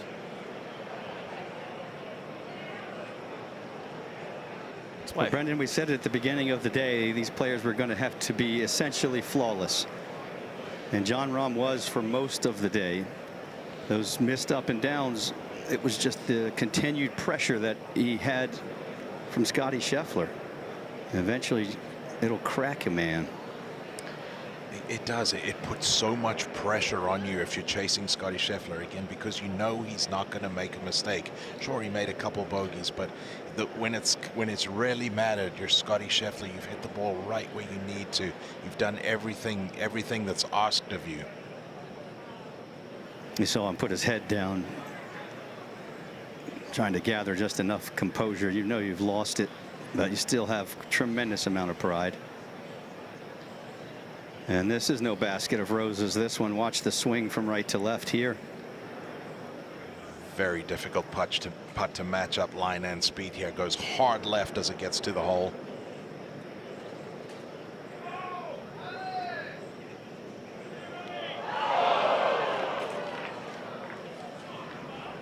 Just carrying too much speed on that line, and he's going to have a tester now to drop 2 shots here at 17.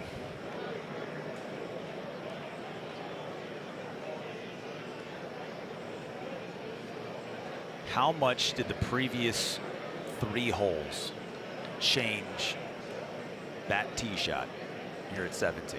Hugely, hugely. Forced him into having a hit a shot that you really shouldn't want to hit on this hole here. The shot that you want to hit at 17 is a high fade out to the right side, and if it catches that slope, great. If not, you putt from 30 feet right of the hole. Forced to try and turn a draw back over there, and paying the price for it now.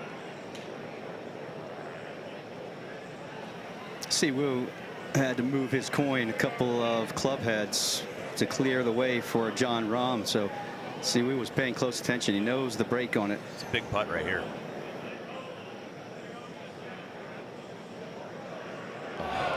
Just melts left again. That was tied for 6th. He's going to fall back into a tie for 10th with that miss for Siwoo, and has to survive 18. A birdie at 18 would be quite profitable for Siwoo Kim if he could find a way to it.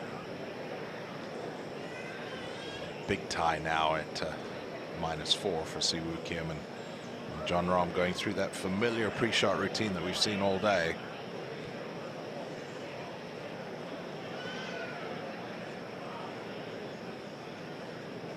Really important to keep your composure right here. Keep your heads about you. The golf tournament is gone.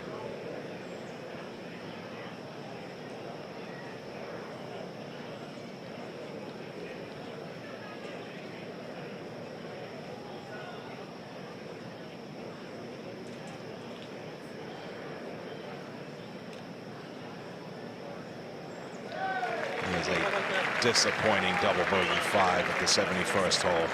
And resigned to his fate. Of the last 4 groups on the golf course, Scotty Scheffler and those that were nearest in pursuit to begin the day, only one player of those 8 is under par today, and it's Scotty Scheffler after that double bogey by Jon Rahm. Unbelievable, the attrition that we have seen on the back 9, and it's not over yet. They have to survive 18. The toughest of them all, the 18th hole, just a sliver of fairway, trying to fit something between that creek that meanders down the left side and that big bunker that guards the right side of the fairway. Once you've done that, your job is not done. Green that sits up above the players from the fairway. 3 different levels here. Anything that comes up a little bit short of the green is going to feed off the front. That false front really should not be into play today, but a big ridge that dissects the middle of the screen. Anything that lands into that will feed down into a low spot, leaving a difficult 2-putt. And we've got that traditional back left hole location. Not easy to get back there, not easy to get it close. Hardest hole this week, second most difficult hole in this round today. 17 playing the most difficult, and as it should be on Championship Sunday, the Green Mile, the 3 hardest holes on the golf course today. It's a hard hole, Brendan. It's a fair hole, though, and it's a fun hole to watch players try to survive holding on to a lead or a good round on this golf course. You said it, Will. No tricks yet, Ned. You see what you got to do. Yeah, and that hardwood off the left side of the tee about 100 yards down actually comes into play today. That's why Siwoo's so far to the right side of the teeing area.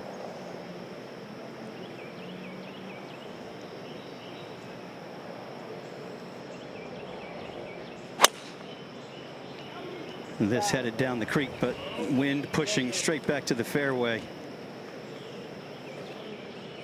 Perfect there. Good tee shot from Siwoo.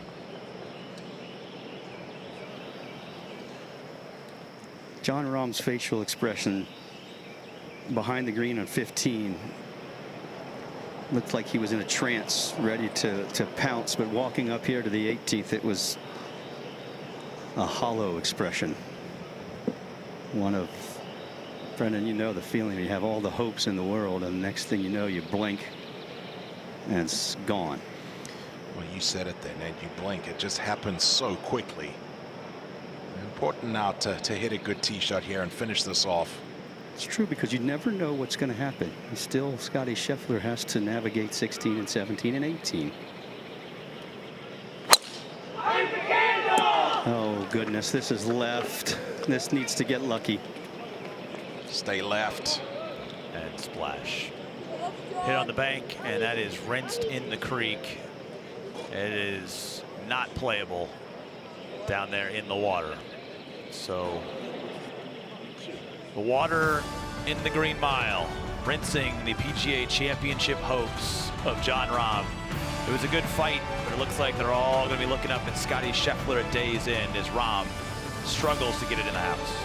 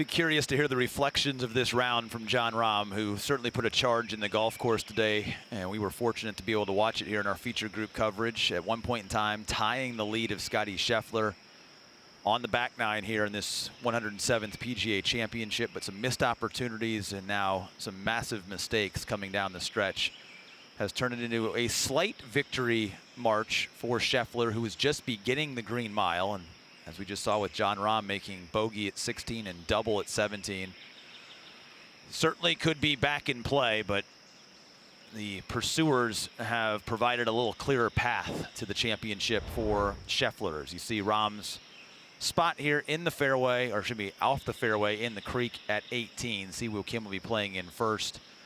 And we were saying in the break, after the disastrous start to Siwoo Kim's round today, there's a chance that they could shoot the same score when this hole is complete. Siwoo 2 over in his round, Rahm even after the double at 17. Huge props to Siwoo Kim. He really has hung around. He's stayed in the fight. He's given it his all and has played some nice golf on this back nine. He's an International President's Cup team member here several falls ago. In fact, dueled a red-hot Justin Thomas in Sunday singles and got the better of JT. It's kind of been an emotional and entertaining force in that team room for the international team through the years.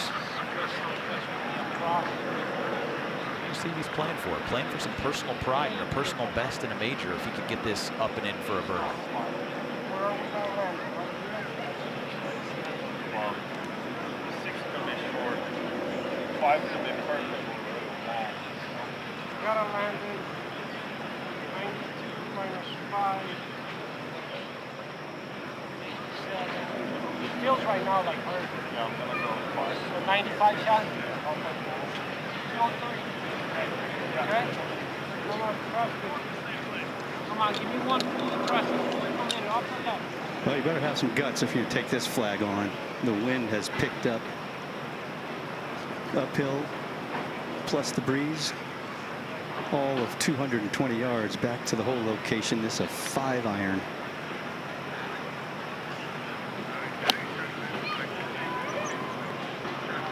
That hole location just hanging in that back left corner. Oh, almost flies it in the hole.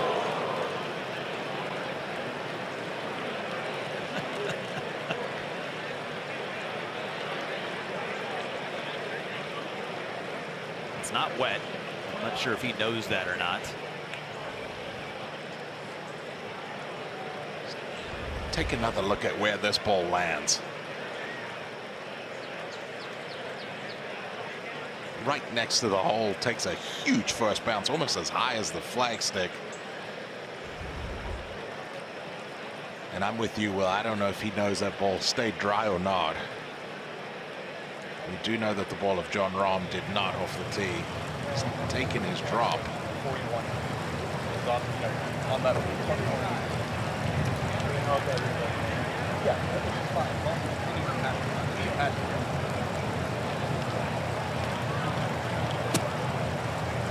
Gruesome looking situation here, Brendan. The ball's so far below your feet, down in the thickness and the darkness of the rough. You try to swing hard at it, this could hammer left when the hosel gets tied up. He's trying to hit it some 185 yards.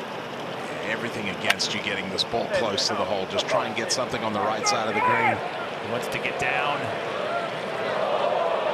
Just hits an absolute rocket. That ball gets into the crowd. Not be able to find that golf ball. Looks a little looks a little congested up there on the walkway as all of Charlotte is out on a Sunday to watch this final round come down 18. A wonderful viewing experience up on the hill.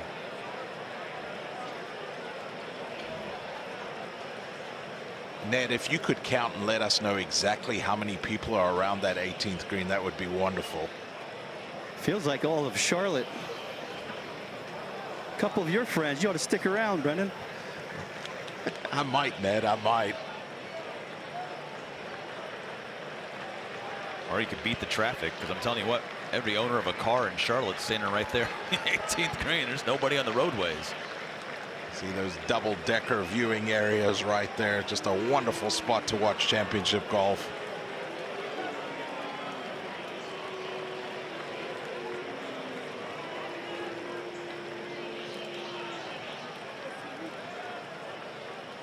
Just a reminder that Jon Rahm had a clean card through his first 15 holes today. And as is often the case, the green mile has jumped up and bitten him in a big way. And a stretch that he's played well this week. Even par through the first 3 days. And you just have to wonder, Brendan, how he would have fared and played it under the mindset of if he gets those birdies at 14 and 15, if he takes care of business on those scoreable holes, he gets to 11 under par, which would still be one back of Schauffele after he has played that stretch, but it changes everything. It changes what you need to do in the green mile, how you approach those shots. He looked like a different person when he got to the tee on 16 than he had all day long. You know, changes the mindset, changes everything, changes the momentum that you're going into a difficult stretch of holes as well. You go into that 16th hole, and if you're Jon Rahm not getting the balls up and down on 14 and 15, you can't help but have a little bit of a deflated feel to you. You understand how important it is to make birdies on those 2 holes. So you stand up on the 16th tee and you feel a little bit let down, a little deflated. Well, there's obviously a lot of energy out here at 18 as Jon Rahm looks for his relief to take his drop. I'm curious, Ned, just kind of what did the air feel like on this back 9, especially in the orbit of Jon Rahm? When he missed the putt on 13, it was such a beautiful roll. We thought, okay, here we go. And then the little miss on 14, same time Scotty was steadying the ship. You almost felt the energy start to creep and the momentum get away from him. And unfortunately, if you're Jon Rahm, you've never been able to wrestle that momentum back on your side. And now just in the middle of a really difficult finish. Well, once you miss one 6-footer, and then you do it again on 15, you just had the sense that it was going to be a big, tall order to track down Scotty. When the putter starts to go quiet, Brendan, that's when the game does as well.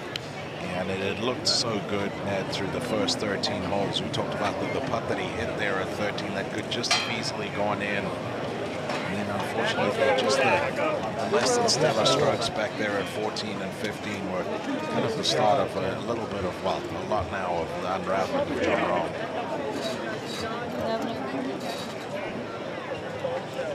I asked one of the marshals up here, have you seen many people long of the green today? He said, yep. I said, have you seen many get it up and down? He said, nope. Maybe 1 or 2, he thought. Well, the crazy news is, Ned, with a whole bunch of other stuff on the golf course and just in front of Rahm, he's still in second place. 6 under par is now second in this tournament. Remember, Harris English posted 6 under par 3 hours ago and has now found himself in second place. Now, Jon Rahm's not going to stay at 6 under par because of the penalty shot already taken, but just kind of amazing how wrong it has gone. And yet here you have a guy who was tied for the lead a minute ago, has had a disastrous stretch and is still right now shown on the leaderboard tied for second. Well, you've got a lot of fans out here. He's been well encouraged and cheered for throughout the entirety of the round, so you might as well send him home with something to talk about. You have to say, he appears to have kept a wonderful attitude even through this difficult stretch. Take this one upstairs, land it 2 steps on the green. It'll curl towards the cup from right to left. Face wide open, trying to do exactly that. That was fun. Going to leave him in about that range of about 15 feet there to drop just the 1 shot. Take another look at this one. Elevator to the very top floor. Penthouse service from Jon Rahm with that flop shot. Almost like the blimp dropped that ball out of the sky. Falls down there very, very softly. Well, they say you can make a lot of green on the green mile, a lot of cash, and an up and down here for Si Woo will do exactly that. plunk it, just a plunker right on the edge of the green. Currently in a tie for 9th and just doesn't fly it quite far enough. Because we talk about looking for his first ever top 10, because of some struggles behind and just before this group, he's now tied for 9th. So he needs to make that for the top 10. Although it is a 9-way tie for 9th. So a miss, you go from a tie for 9th into a tie for 17th if you're Siwoo Kim right now, because of how bunched this leaderboard is. And a testament to our soon-to-be champion Scotty Scheffler, who is not wet at 17. You know, there are 30 players between 6 under par and 1 under par on this leaderboard, and then there's Scheffler 12 under and 6 clear, as Rahm, one of those for the moment at 6 under par, but is going to tumble, especially if this one doesn't go down, Ed. This one's just to keep a little bit of sanity, just to keep a little bit of your heart still intact, Brendan. Well, I, for one, am pulling for him there, and a lot of people, as you say, are hoping that Jon Rahm can somehow knock this in, minimize a little bit of the damage.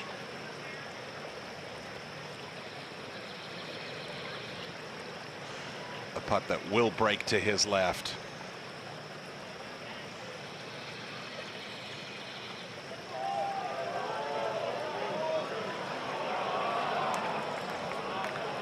Just not that much to the left. Lipped out for birdie at 13, which would have gotten him to 10 under par and back in a share of the lead. And somehow that round of golf is 73 strokes worth of it for Jon Rahm, as he succumbs to the green mile. A bogey, double bogey finish for Jon Rahm.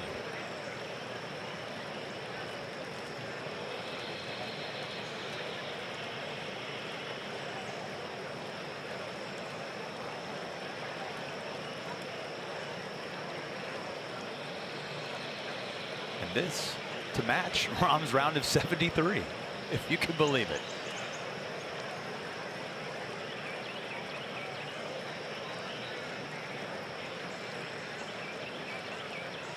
Downhill braking to his right.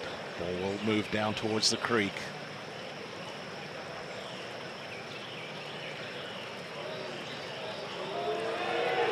Look at that back nine fight from Siwoo Kim. Shoots a back nine 34, and it'll be his first ever top 10 in a major, and he does it in the most Jekyll and Hyde sort of way here on a Sunday for Siwoo Kim. Good for Siwoo Kim. Really nice to see. Battled hard the entire way, earned that top 10.